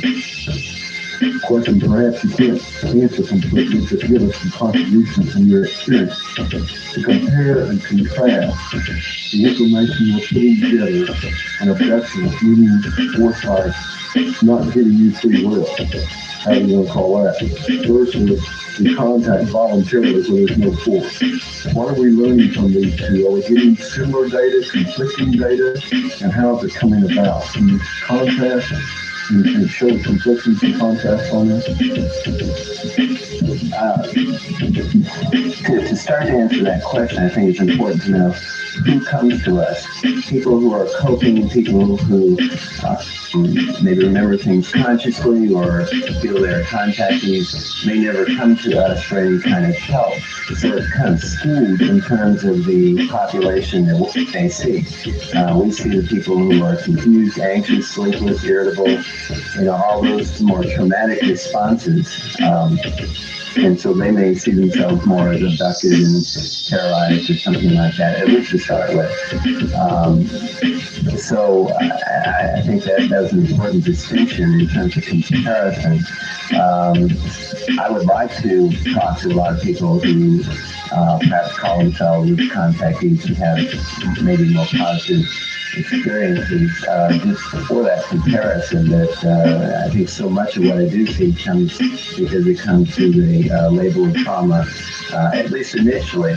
I do want to add that through my research, that I would say about 50% stop feeling positive about it, about 50% don't, even though at first they may have come for that initial traumatic release that they need to work through. Well, one of the things that I know in letters and audio cassette people have sent me that probably the second emotion after fear is anger, and that there is a pattern in the people who feel that their will has been violated, that they've been raped. There's a kind of a syndrome there. I think it's also interesting that there are several men that have corresponded and I have interviewed and talked with who you were talking about will and versus violation of will, or those who felt like that they had consciously acquiesced to do something versus those who felt that they had no choice. Well, there's a couple of interesting twilight areas here that seem to involve both. And then one of these patterns that I've heard over and over again is where they feel in the beginning that they're having a sexual encounter with a pretty blonde woman or something. And they are happy and willfully involved in this action. And then you will hear them, it's one or two versions I've heard. They suddenly, the blonde woman, thought they were in a sexual relationship with, is suddenly replaced by either a gray that's floating above them, but they feel no physical pressure, or they suddenly see clearly whether the phenomenon releases this or there's something that the human mind and spirit forces through this wall. They see the tubes of the machine that are hooked up to their genitals. At that moment, they feel complete and total humiliation and rage. I've seen that pattern. And one man, just 3 nights ago, who has had this happen to him several times, he called because he's been going through an ebb and flow of vacillation between I am finally getting ready to deal with them on a conscious level. I am going to break through this strange state. He called the other night to tell me that he was waked up and he knew he was totally conscious and that there was a golf ball size glowing white light in the distance and which he saw move what he estimated to be about 5 feet through the air. But he said that he was struck with a terror that was as deep and abiding as anything he'd ever experienced before. Well, just a week or so before, he had said, I am ready for conscious encounter. Now, there's something about these golf ball size, baseball size, softball size lights for, I'm sure, all of us here and those of you out there. It is prevalent throughout the abduction literature and the experiences. And I've wondered, are they some kind of an advanced TV telephone communication system? It's come in place to make some kind of communication. And yet, I know most abductees are so terrified of these glowing white balls, and the few that have relaxed into a place eventually after they've come and gone, they get some kind of communication from them. So what I'm trying to say is that when it comes to this issue of saying they want an experience, the phenomenon seems to come back with something that would seem to be now up front, center, and conscious. But we all still seem to have a great deal of difficulty even dealing with a ball of light. I would like to say about the contact and abduction division that for the working purpose, I think you need to define what those things are. And abduction is where someone is taken forcibly or against their will, and a contact is where you have an exchange of information where nobody is forced to do anything. It's easy to say that two things are not alike, and the same things can happen within one person's experience. Now, there are those who do think they have gone willingly once the intrusion has started, but if you remember how artificially and technologically easy it is for these people to change our moods and change our minds and change our even our sensory input from pain to pleasure, from fear to love, instantaneously, then we don't really know when we go by ourselves if we're going willingly or if we're going because we didn't know to feel we're going willingly. So I tend to say if they don't take you anywhere under any conditions, you've had a contact. If they've taken you anywhere, you've had an abduction. Because a contact is simply a talk, an exchange. Another question? Concerning government involvement or military involvement in abductions, does this not take place when the person is sort of coming out of the closet and starting to talk about it or get sexy or something? When does this happen? Some people doesn't think it happens at all. I don't think it happens at all. In one case, it happened before the person even knew there was anything and certainly hadn't come out of the closet. In another case, it had happened before anyone except the immediate family knew, so there was no coming out of the closet. I don't think it has anything to do with trying to keep you from talking, because for a lot of us, it really pushes you to talk. I would tend to agree with that, too. Obviously, Leah, who we heard today, is actually, I think, the only case that I've had that, there was that kind of involvement. There have been some indications in other cases, very interesting, where the person who didn't know much about the phenomenon would say, I think something happened last night. And the other thing that's strange is that these black helicopters were roaring through the valley this morning. We've never seen those before. I wonder why they're circling our house. And they hadn't even explored the experience that, gave me the feeling sometimes that there was some kind of surveillance. Certainly when we know that satellites can read newspapers from space, that some of these objects just might be tracked somehow, and they might know where they're going. In Maryland, there have been several of us involved with the investigation of a case of a woman who last June was wake up with a pulsing blue light coming to the shade in the bedroom. It's a very small house. It's been in this house. And for some reason, but still not clear, she never opened up the shades.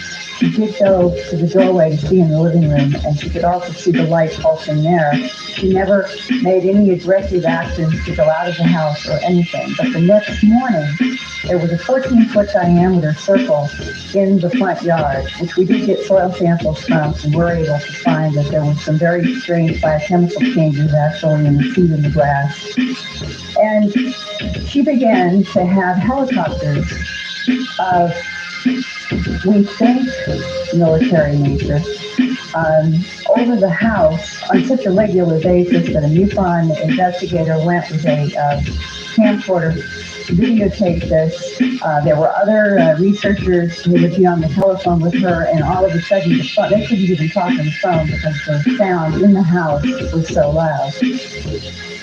One day, feeling like she was going out of her skin, she said, "I'm just forget all this. I'm going to lie down on a chair in the backyard in the sun. I'm going to make this all go away." And she was lying, feeling relaxed for the first time in a while in the sun. She said it was like somebody leaned over her and the shadow came across her face and her head. She opened up her eyes, expecting to see her husband leaning over her. And she said approximately 10 feet above her was a helicopter. And the helicopter, she said, was all beige.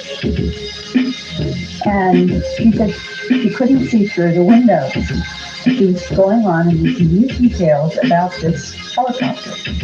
And I said, well, the sound must have been horrific.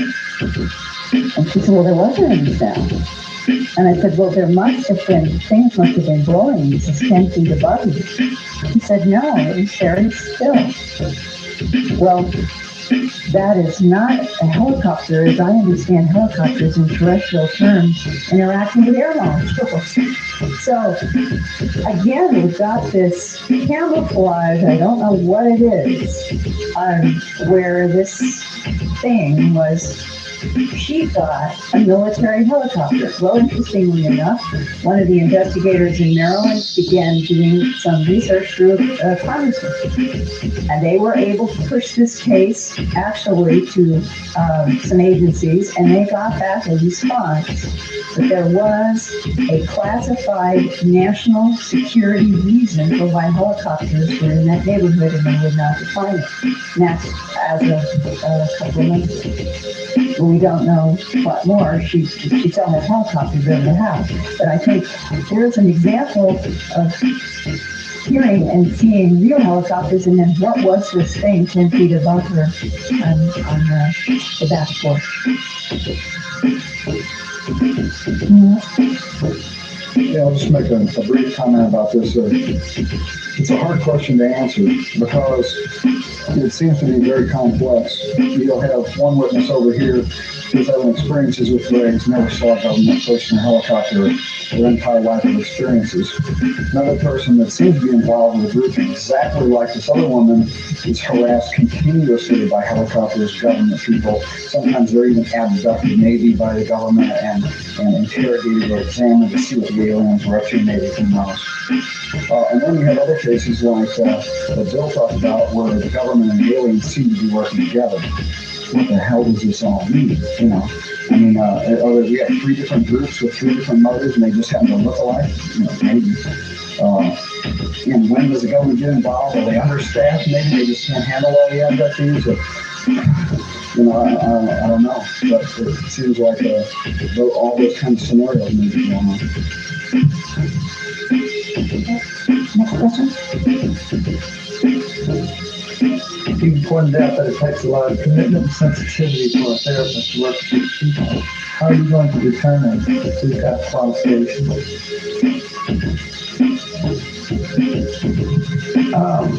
I won't determine that. The abductee will determine that. They will know who feels right to them. The person may have all the credentials in the world, maybe his whole work, and then there are quite a few. No names. And then there's some who have very little training, but their heart's in the right place. They have intelligence, maturity. They have enough skills to do the right thing, and I applaud them.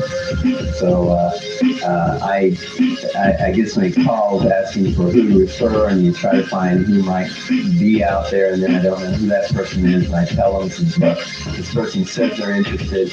You check them out. You let me know if it's a bad experience, because I can't guarantee, because you have to determine that. I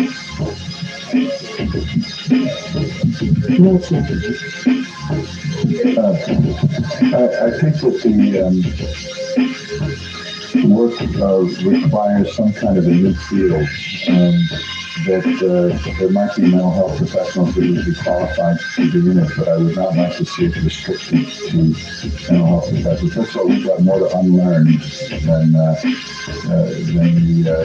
people that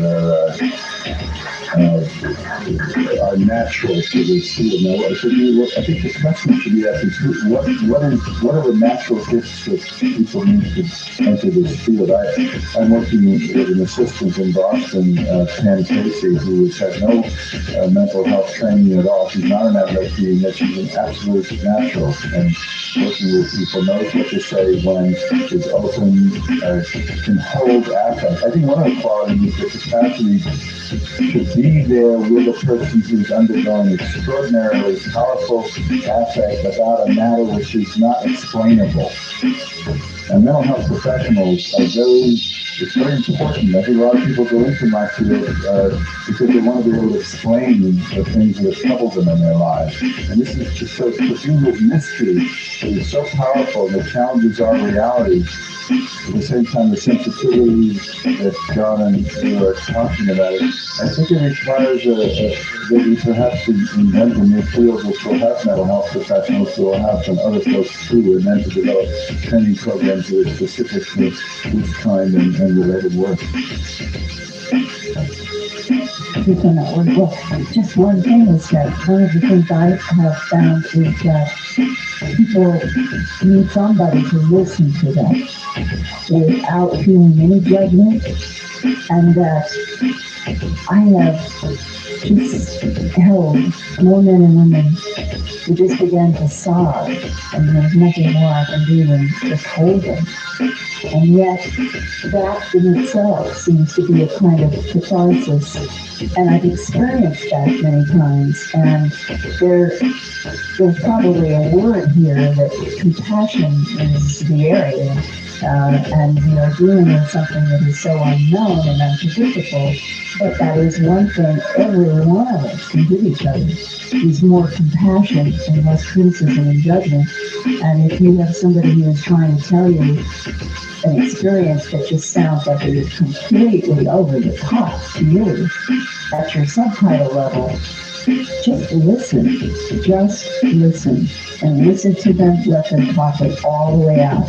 Some nights when I feel like I am so exhausted and I want to lie down, and you get the phone call and you know it's going to be an hour at least, but somehow everybody keeps going through this kind of together. And I think that's really another important part of this, in addition to what the professionals have to be able to provide too. And you can't teach people compassion. There's no certification for that. That's something the person working with the researcher will know, or the investigator will know. There's also a great deal of intuition involved in this, and again, you can't learn it. I think there are some born people to work with this, and there are some people that all the training in the world would not make competent to do so. Context dedication.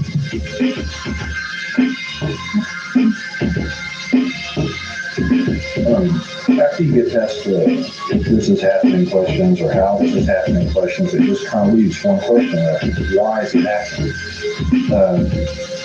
Out of all your research and everything, what's your best guess? Why is it happening? I want an answer from everyone. Next. That's the big one. We would probably all give you a different answer on that. I mean, there's so many possibilities, and you've probably heard the different theories. I really don't like to speculate. I mean, when people ask that question, I will list maybe 5 different theories, like, it's to save us, it's to save them, it's to save the planet, it's none of that, it's scientific research, it's like what we do with wildlife, on and on and on. And there's no one thing that sticks out in my mind. In fact, more recently, it seems like maybe it's more spiritual related, maybe it's some evolution of consciousness, and like in 2001, the monolith appears, and then all of a sudden everybody's doing new and neat different things. So maybe it's something like that. I don't know, and it gets tricky getting into all the speculation. So I guess I'll pass.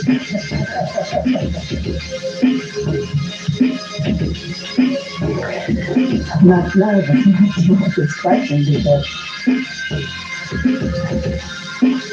sometimes I feel like I'm in one of those rooms, the dancers where they have all the mirrors, basket of mirrors, and the lights go around, and then depending upon which wall you look at, and it moves and it moves and it moves. That's the way this whole phenomenon feels, and that means the multiple facets that go beyond the human abduction involves the mutilations, crop circles, the whole area of what used to be called parapsychology, ESP, and of course all of it seems in some way or another to have some relationship to it.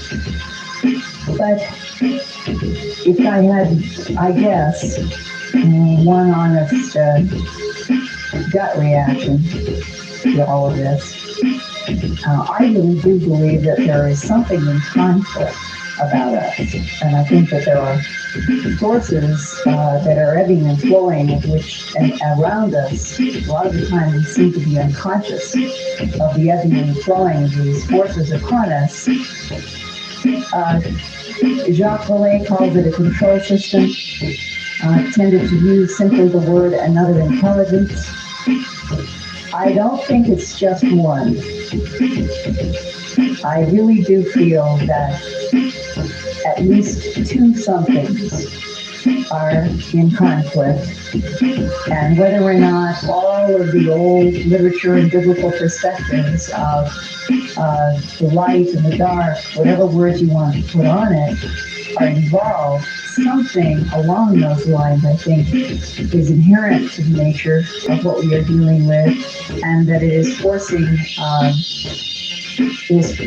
us to deal with the things we don't want to deal with because of the complexities of the ebb and flow of forces, and that's as close as I can get.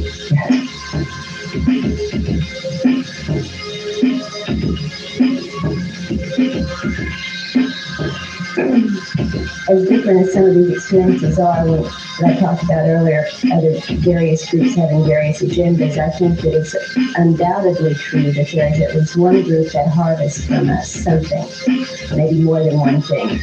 We have something they want, and they come and get it. There is seems to be another group that tries to elevate, impart, educate, teach us in some way how to maybe resist this other thing. And I think that's the sense of conflict that comes across again and again and again. We have something one group wants, and they don't care how they get it, they get it.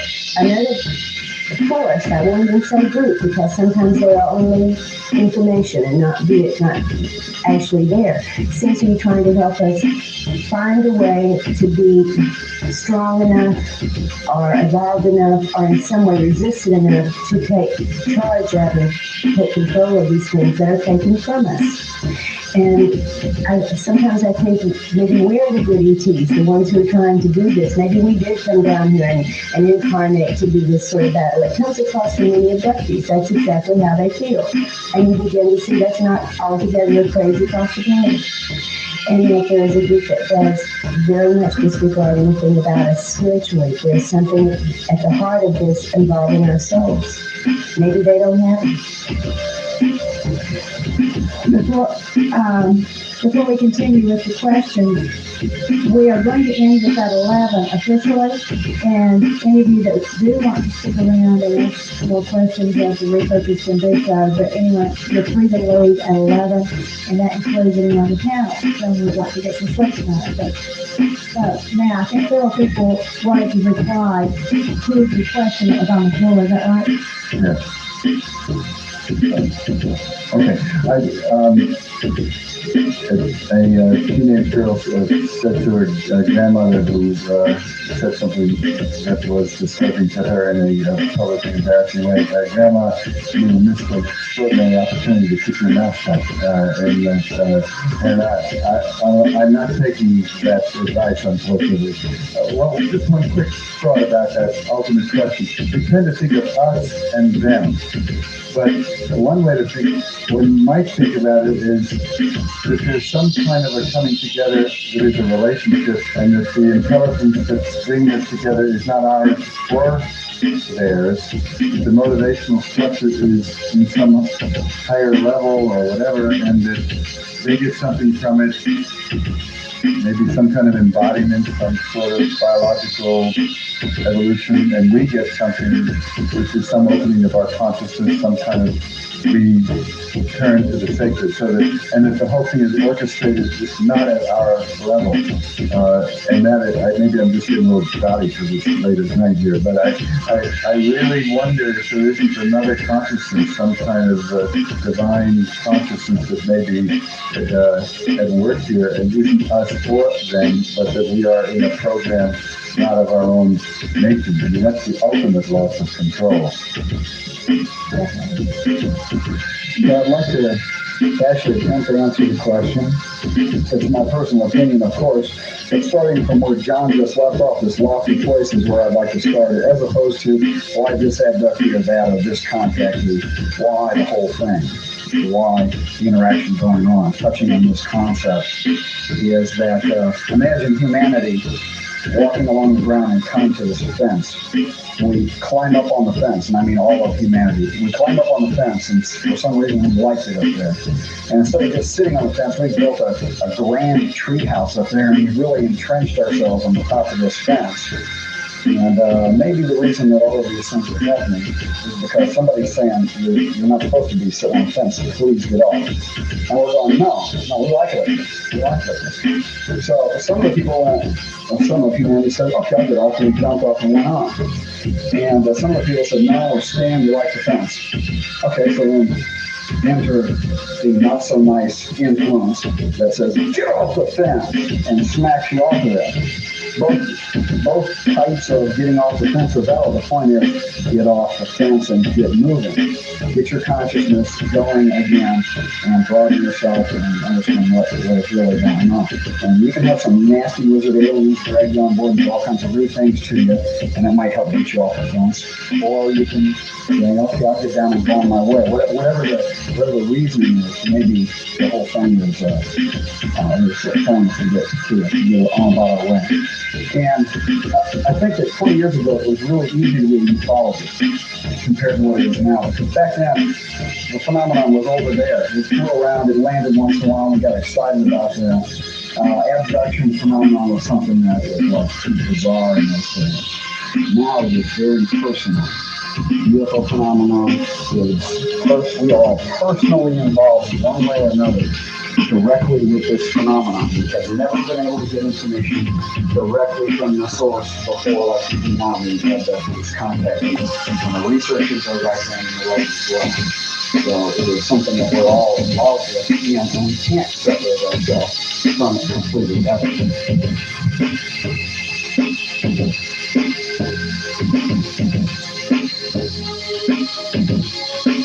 That was not manufactured, my opinion, on his day. That was metallic, and it was electric. Some say they're advanced space vehicles being built by the Americans or the Russians or some of these hunters. It was definitely a flying bird.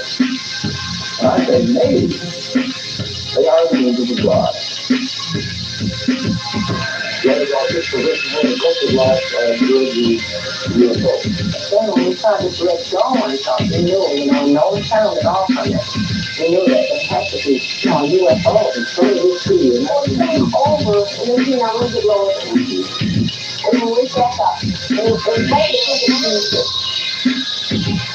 What we do know from the finding of data is that something is being seen in our atmosphere. That there's something is craft-like in nature, is solid. there's something going on inside me.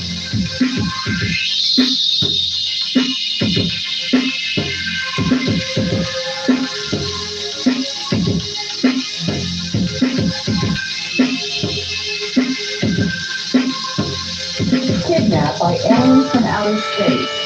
Michael says he was taken aboard his spacecraft where the aliens performed surgery on him. Pat remembers seeing half-human, half-alien children during her close encounter. And Cindy says she has physical evidence that she was abducted by aliens. Later, 3 prominent UFO researchers, including a Harvard psychiatrist, will be here to back up their stories. They also believe what many of us find unbelievable, that UFOs really exist. First, please welcome Michael and Pat.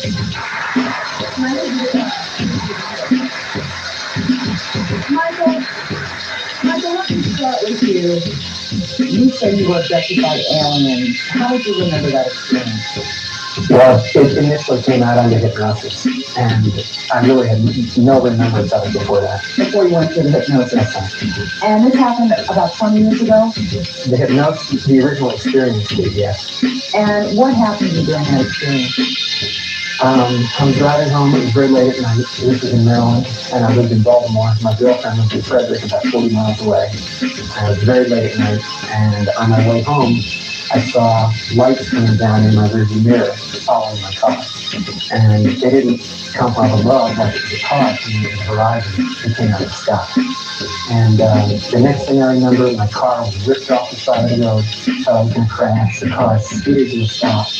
I remember hitting my head. I think I must have, though, but I do remember staggering out of the car. And there was a bright light, somewhere one of those in my eyes.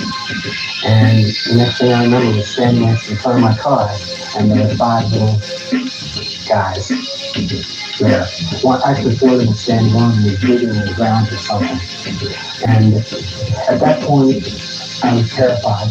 The eyes or something that you'll never forget. If I could say something right up front, this was not a fun experience. At no time in my life have I ever been more terrified.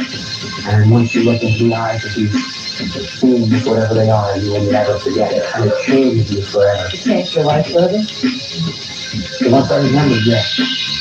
All right, because there are people who think this is the ultimate great adventure, being abducted by aliens, and you're here to say that it's not. No, it's not. All right, did they take you someplace? I was taken into this craft. I assumed something following me. I never saw that object that was on the ground actually flying, but I assumed it was a flying saucer. They took me inside. At one point, I remember I was on a sort of operating table, and they did all kinds of experiments and things to me. What did they give you?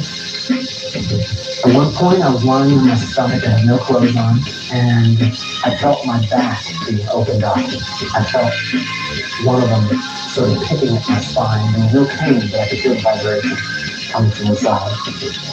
There was no scar. And the thing that they did that I really found unbelievably humiliating is they put this thing that was similar to, well, it's just some kind of a metallic looking tube over my genitals, and it made me have an orgasm in about 2 seconds. And it was not fun. All I can tell you is that I know exactly how a woman feels when she's raped, because that's the kind of degradation and humiliation I felt. Okay, now you didn't remember this experience at all? Well, once I underwent the first hypnotic regression, I started remembering other things. And I asked, for it to be possible that I could remember everything that I would come up with. Since it took me about 2.5 years to undergo 4 seconds. I was devastated after it was gone. I couldn't get back. Why were you devastated? It was a lot to deal with. You have to understand this is the mid-70s. The Close Encounters hadn't come out yet. In fact, when the movie came out, I was there with my wife looking at it saying, no, I got it wrong. They didn't look like that. And there was nobody I could talk to. What about you? How did you feel about it? Did you think you were crazy? I still think half of me is crazy. Why? I don't know how it can be real, and yet I don't have an explanation as to how it's not. Did you go to doctor after this, after you found out the hypnosis? Fortunately, I did. I took polygraph tests. I had all kinds of psychological profile tests done on me. I had an orthopedic surgeon examine me. And essentially, they all came up with the same conclusion. It wasn't one that made me very happy.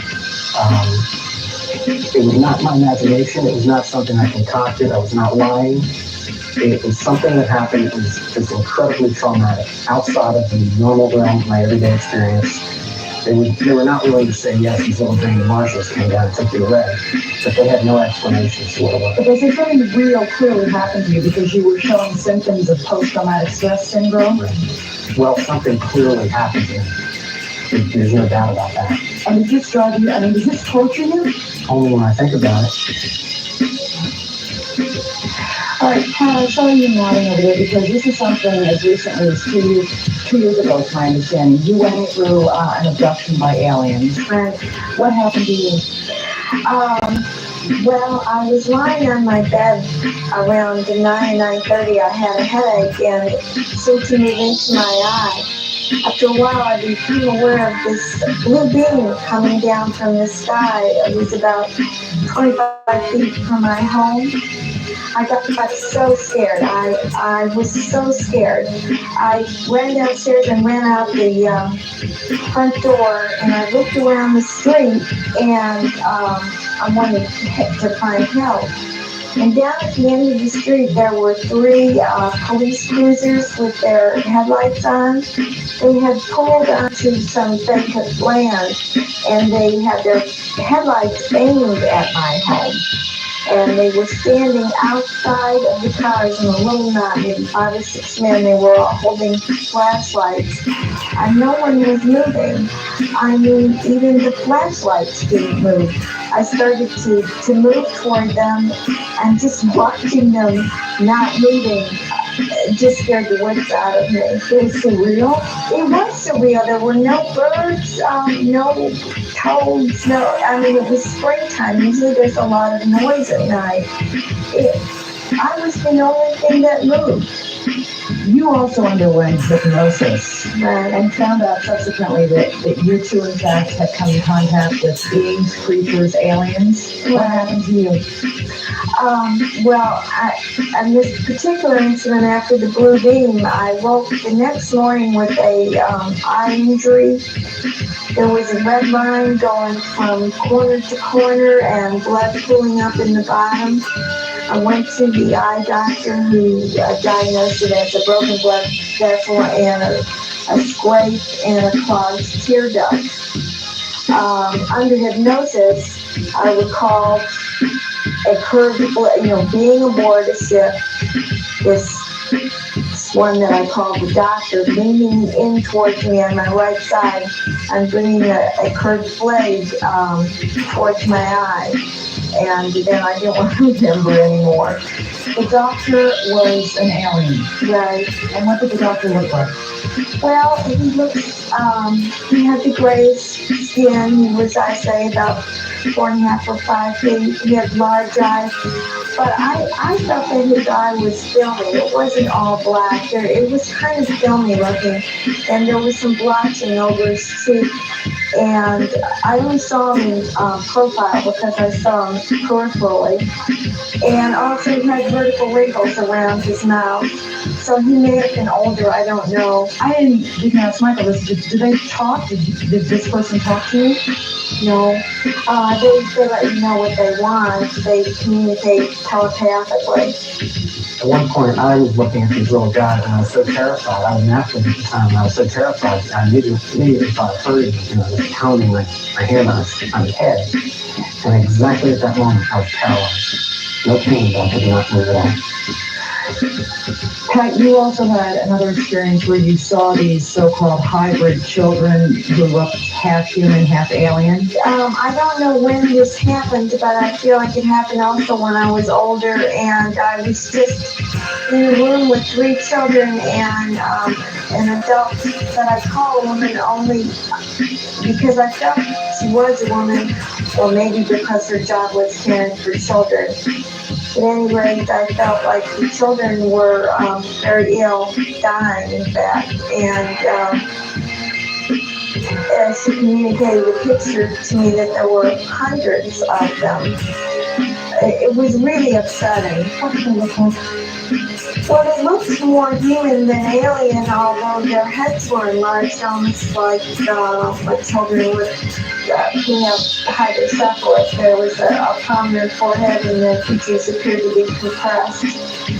And this is a very upsetting. It seems to be affecting you right now. Yeah, well, it's not their fault. I mean, the children, and to me, they're the real victims. All right, now, have you had other experiences, other indications to you that somehow the aliens are still coming in contact with you, or that they're still visiting you? Yes, I moved from the place where the blue beam came down.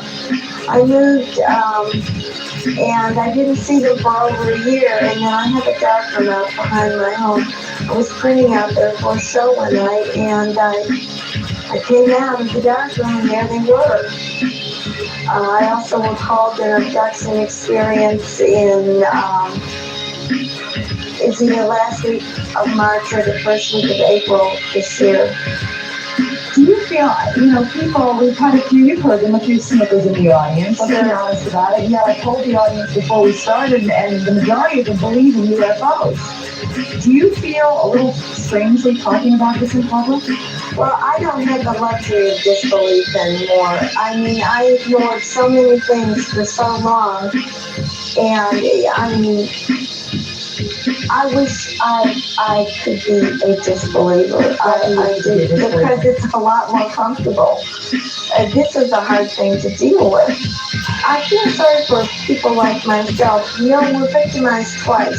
This happens to us, and then we're greeted with riches. Not that I wouldn't do that also, but I can only say that this is not like seeing Elvis at the Kmart. I mean, this is a whole other thing. You broke the tension. All right. Well, we're going to take a break. When we come back, we're going to meet another true believer, Cindy, who says she has physical evidence to prove that she was abducted by aliens. We'll be back.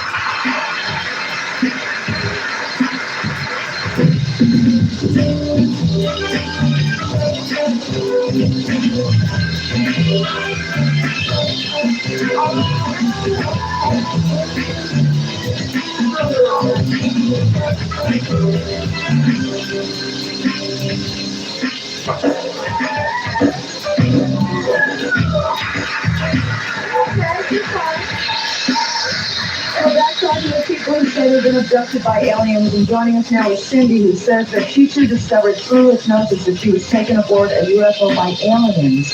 Did this happen when you were very young? Yes, it happened when I was very young. Something I didn't discover through hypnosis that happened to my mother and I as we were driving to my ballet class.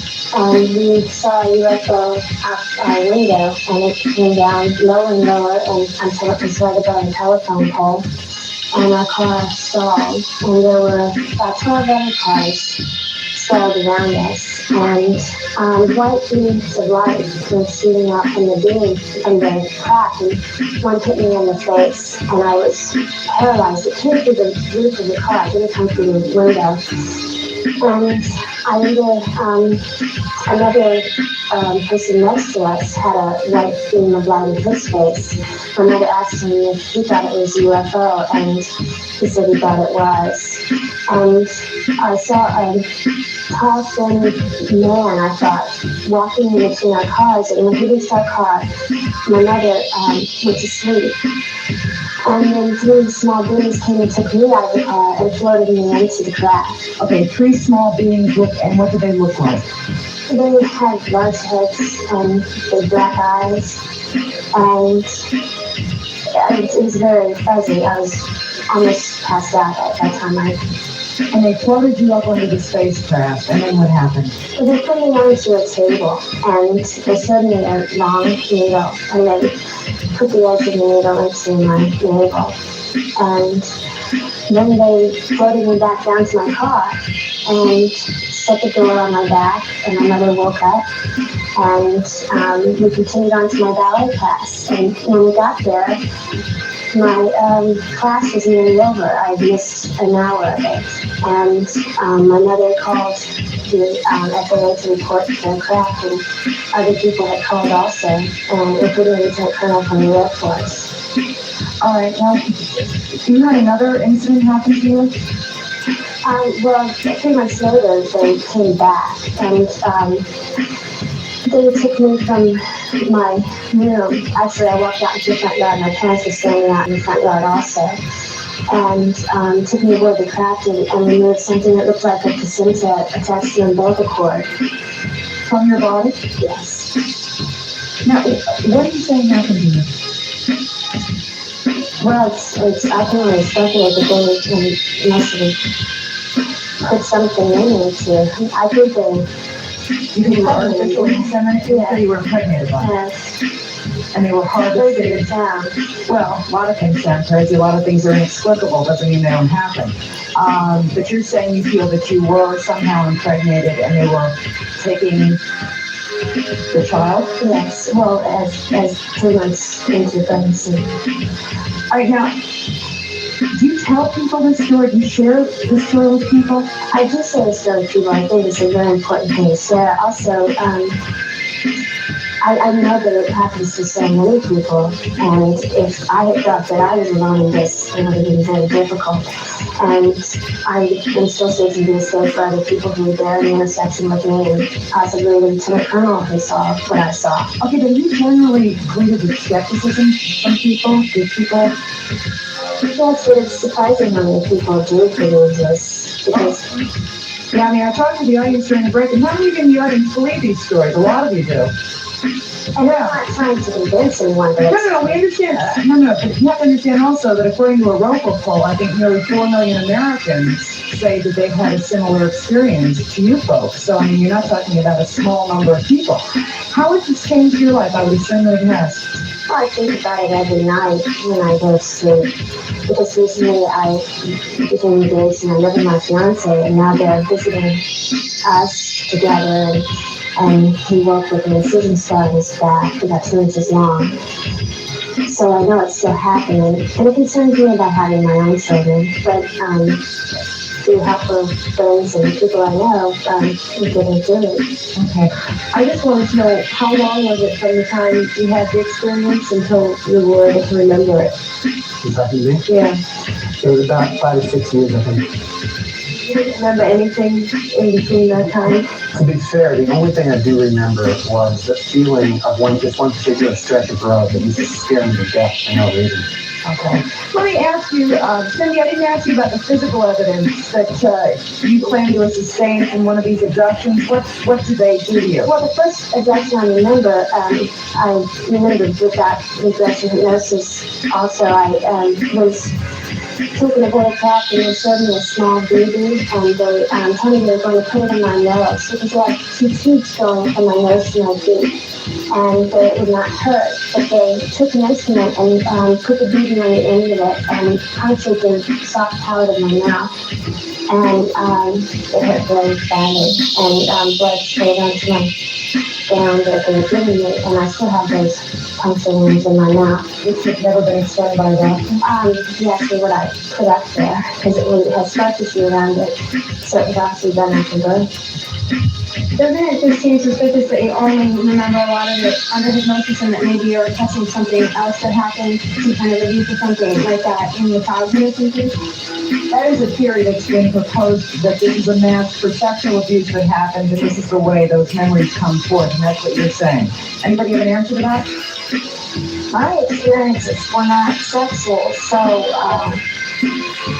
But, no one's tortured my eye in my childhood, so that's why it's out the window. Anybody else? My initial experience happened when I was 5 years old, and there was nothing sexual about that at the time at all. Okay, well, we have 3 prominent UFO researchers coming up next, so I'm sure they can answer that question among many of the others we'll have for them, and we'll be back with them.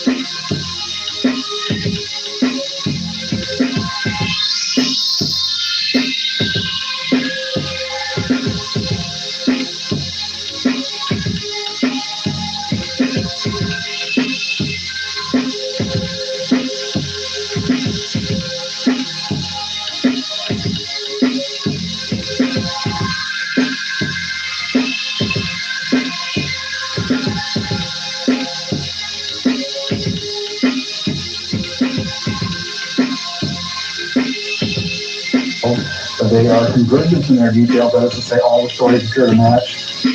They are detailed to the point of the function of various instruments that are used upon them.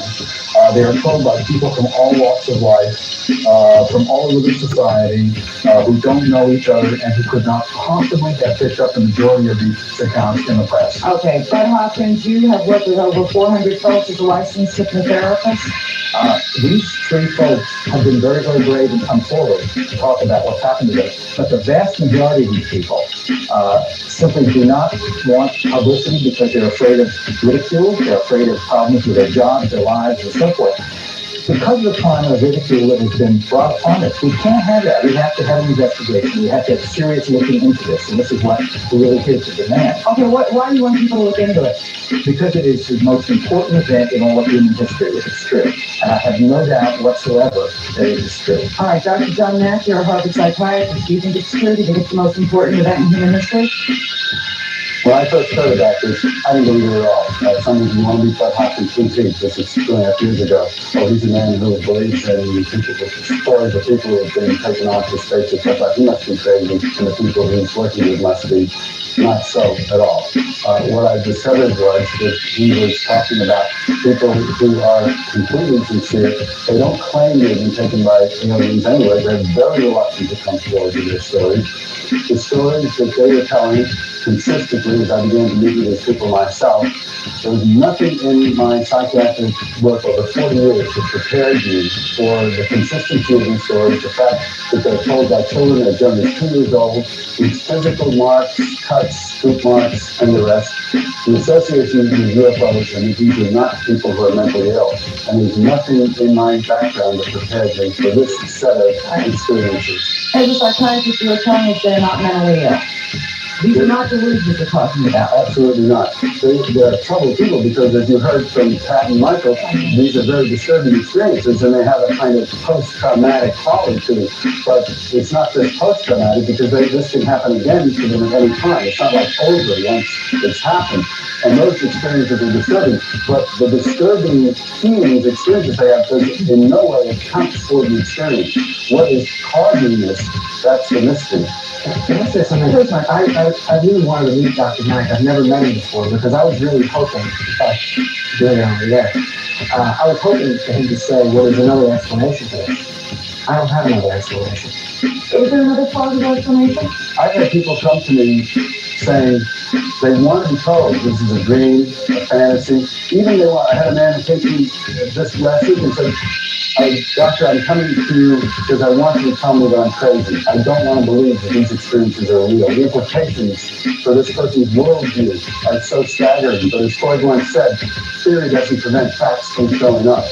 Okay, let me just ask you about the basic technique, though, that has brought these stories to the fore, and that is the regression hypnosis. I think people think that you through hypnosis and you're very relaxed and you ask these questions, what happens, and I was taking blood because things happen, this happens. But I know, Michael and I both worked with Fred Hopkins.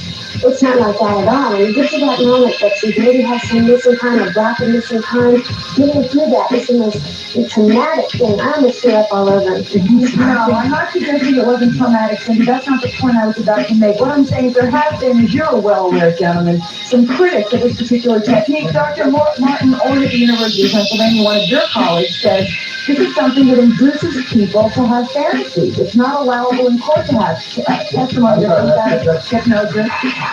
Well, no, I'm trying to throw out some of the criticism here to get, a different side. No, I respect that gentleman a great deal, but it's nonsense to attribute this to the hypnosis itself. Increasingly, I'm seeing people who remember a good deal of the story before hypnosis. They remember being taken on to the spacecraft, they remember the beams. But the experience is so disturbing that the mind puts it down and puts it out of mind, and anything we can use to help people relax and go inward and bring back the experience can help bring it forward. But to say that because they're spilling out the experience with hypnosis, that therefore the hypnosis generates it, is not right. Michael, I didn't know, have even remembered this until you went under hypnosis. I didn't remember that. I had a particular incident. I had no way of knowing exactly what it was about. I think the most important point to realize is that at least 25% of the recollections of abduction experiences had nothing to do with hypnosis. I remember absolutely straightforwardly. And they match exactly what the other 75% had come out of it. So hypnosis has never been an issue. Okay, I wanted to say something about being hypnotized. I worked with that also. It's not like you are a mindless zombie and someone is just dropping ideas into your head. You begin with an incident you have a partial memory of, and under hypnosis will say, where are you? Do you see anything? Are you alone? You supplied the answers, and I felt like I could get up and leave the room if I wanted to. It was not some kind of drug semi-comatose. We're trying to understand for those of us who haven't been through this. Remember without a lot of external distractions. You can concentrate very well on one specific thing. That's all it is. I think the critics don't realize this. Nothing that you've experienced prepared you for the power of what these people go through during the hypnosis sessions. The intensity of the body shaking, the rage, the sense of humiliation, it's completely persuasive because of the emotional power of what comes forth. It just cannot be fantasy. It cannot be something that's made up. And that's what's hard to convey if you're just looking at the content of the report. My concept of hypnosis before I was with Fred Hopkins was that I was going to wake up, nude on stage, barking like a dog. I had no idea that it really is it's you. You're in control, and it's just a form of concentration. Okay, well, I know we've got to take a break right now, and the audience has lots of questions and comments. When we come back, we're going to meet the aerospace engineer who says that as far as he knows, there isn't any physical evidence of these abductions, and we'll talk about that when we get back.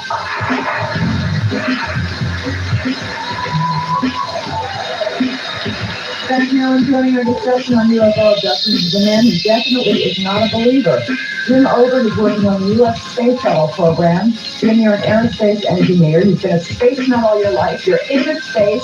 Tell us about the scientific and physical evidence that we were hearing about before. We're seeing a lot of stories, and they're wonderful stories, and these are people who are very sincere. I don't think one has to assume that people are crazy or that they're here for the money to say that the stories aren't believable. The stories are unbelievable because these kinds of stories, the kinds of accounts we're hearing, are really very familiar from hundreds of years and thousands of years ago. Encounters of strange creatures, whether they're ghosts, whether they're witches, whether they're goblins. Now the mythology we have around us these times, these years, are the space aliens. We're immersed in that. And the question is, which came first, the stories of the space aliens or the Hollywood movies? Okay, but how do people have so many, tens of thousands of people have consistent accounts describe the same sort of creatures? Because they aren't consistent. We all heard descriptions just a little while ago. What you're saying, with all due respect, is semi-nonsense. Okay, and I'll tell you why. Because there are certain people who say certain things. There are certain people who will say certain things that I know absolutely are exactly what I saw. Because number one, what you saw was no star, or there's people who have a star in the back or no star in the back. The person who was naked, the person who was in a gown. Let me just finish. Exactly what I thought. I would like to get Mr. Ober's point of view, Michael, on this first. I think it's only fair. We've heard a lot from, folks about UFOs, and we'll get to that. We're looking at all different parts of this, and you don't share, obviously, Well, the description we've seen of these large-headed out with olive eyes and with no ears and no hair are descriptions we've had on television and movies, and before people started reporting it. It wasn't just Close Encounters of the Third Kind movie. It was, the picture I was showing you, which you can't show on television because of copyright, Twilight Zone. That's what I can't believe it. Okay. You can't show it, but I can hold it up because this is a guy with olive eyes, no nose, no ears, no hair, 4.5 feet tall, who kidnapped Eddie Devine on the third section of Okay. All right, now wait a minute. Twilight Zone. All right, what I want to ask you about, though, from your perspective as an engineer, you've been close to space, you work in the space program, is there scientific evidence? Well, there needs evidence, but we need to have it if we're going to prove, if we're going to prove this point, is you need to have more than just forced consistency that we see so often, and the hypnosis is the issue, because in your forward to the book, you said hypnosis is one of the key techniques. You discovered as you realized that the hypnotist, especially hypnotists with a strong opinion about a subject, should not be allowed to be working with a subject himself, because they can cue the witnesses deliberately. They kind of do. It's been shown, the studies have shown You're not that. answering my question. My question is about scientific physical evidence. Well, all right, it's something put right here. Right. Okay. Like a piece that falls off the spacecraft. We've heard stories for 40 years, they've been reported, but nothing shows up. It's only something that's currently under study. We've all gone gray out here, most of us, waiting for this physical evidence to show up. Okay, but Dr. Jacobs says there's plenty of physical evidence. There's overwhelming But evidence. how about a pound of it? How about things in my hand? Well, you see, right? Okay. Go ahead, bud. At this very moment, 4 apparent recovered implants are being studied at major universities by major people. The basic point is that these are all extraordinarily unusual objects. They have very peculiar properties which should not have been made in this particular way. Okay, now this is there's Nobel Prizes being won. Just because of the climate of ridicule that has been brought on this, the kind of virulence of opposition. If somebody's a full professor at a major university, he's not going to come forward with the idea that he can prove a negative beyond a shadow of a doubt. Prove the negative that this object could not be manufactured on Earth. We have evidence. Hundreds of people want to get Nobel Prizes because it's just we have, okay. The point is that when these things are looked into as clearly and scientifically and carefully as possible, they were going to be brought forward. But in order to take a false alarm, 4 years of false alarms, but this year, finally, what you're doing is now putting pressure on the very people, making it even more pressure. Extraordinary proof. Okay, and an extraordinary phenomenon demands an extraordinary investigation. How much money do you want for that? Extraordinary investigation is what is needed. And we need your help to look into this, not just Your question is, this is the biggest story in human history.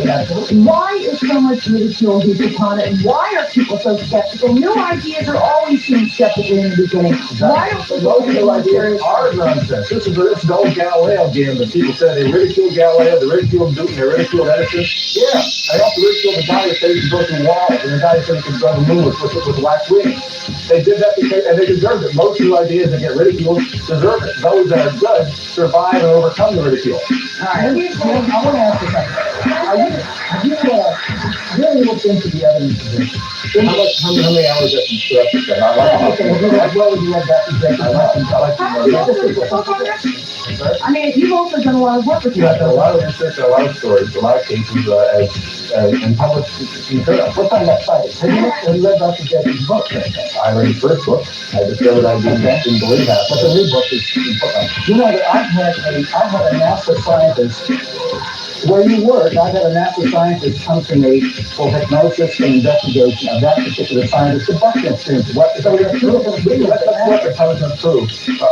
NASA has opinions of all sorts. It's only like everyone does that over here. The kind of stuff we have to get, the evidence has to be persuasive for this kind of claim, is material, and I look forward to seeing these reports. Is evidence, is informational. We've had stories about contacts where people have given information. Pat, go ahead. Ridiculous ideas. No, we used to think Christopher Columbus was ridiculous when he thought the Earth was round. Well, that's a myth, Pat. That's total myth. The whole world, he was wrong. He thought the Earth was smaller than it really was. So don't go back to these kindergarten myths. I mean, he may not have used calipers. Let me just, but it definitely wasn't flat. No one thought it was flat. It educated people in those days. That's what we can do. Look where you had a comment. Michael, you stated earlier that the doctor referred to it as a control subject. Isn't it possible that as a control subject that under hypnosis this idea could have been induced? You're absolutely right, and I'm glad you asked, because Bud Hoffman was not the hypnotherapist. I went to he was a psychiatrist, I believe, and he was more upset about this than I was. But couldn't all these things mask a different kind of fear, of a different experience of not necessarily sexual abuse, or it could have been any fearful experience, but everybody has fears. It could have just been an overwhelming fear of anything. Yeah, you're right. Number one, I did not expect this story to come out at all. Number two, it was not Bud Hoffman who was leading because he wasn't asking questions at all.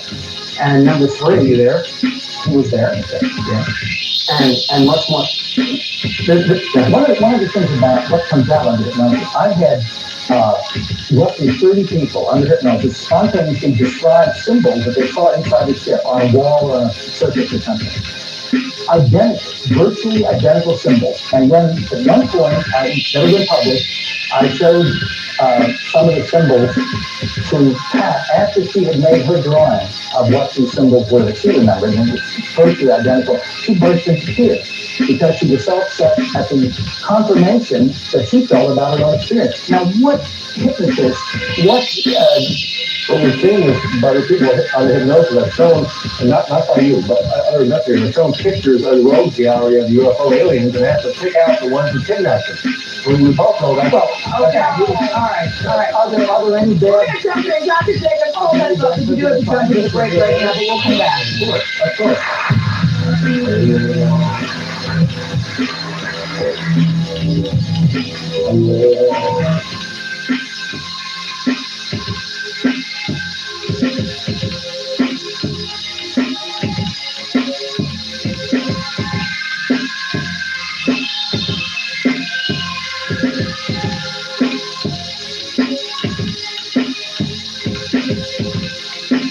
Unearthly people have cited these UFOs?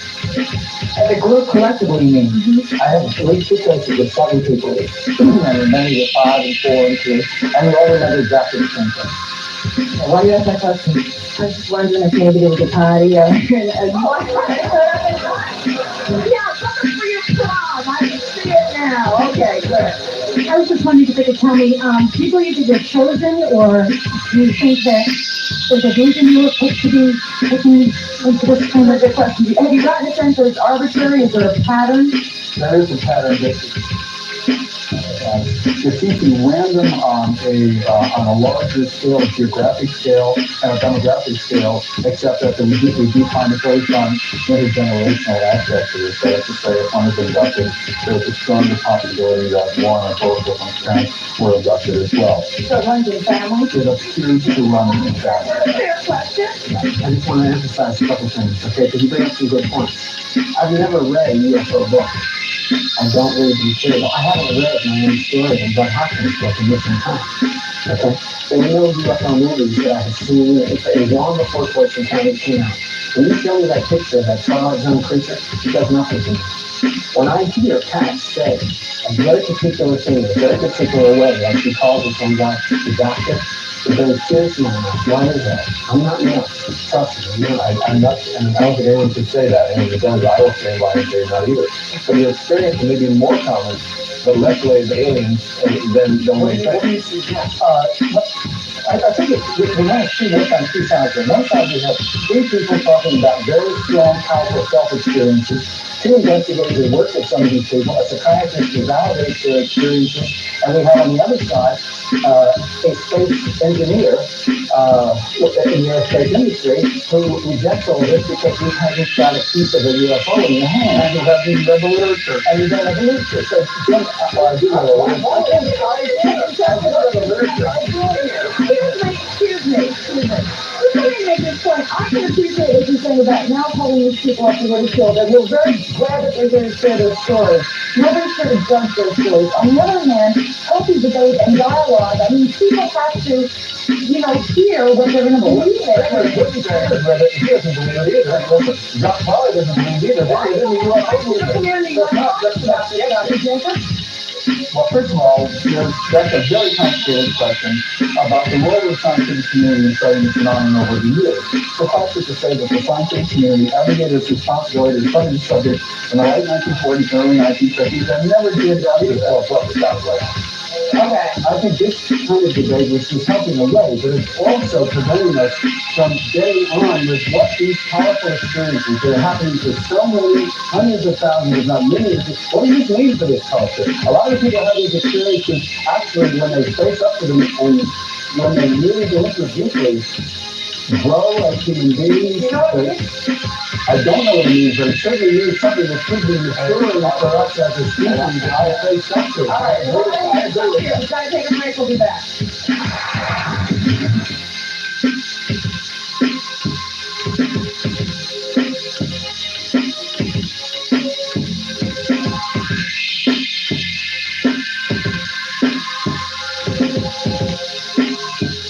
What's the comment up? I just think it'd be real easy for all the stories to match because you do one book about it or see any shows and they all say the same thing, so I can come up and say the same exact thing that everybody else is saying. What is happening here?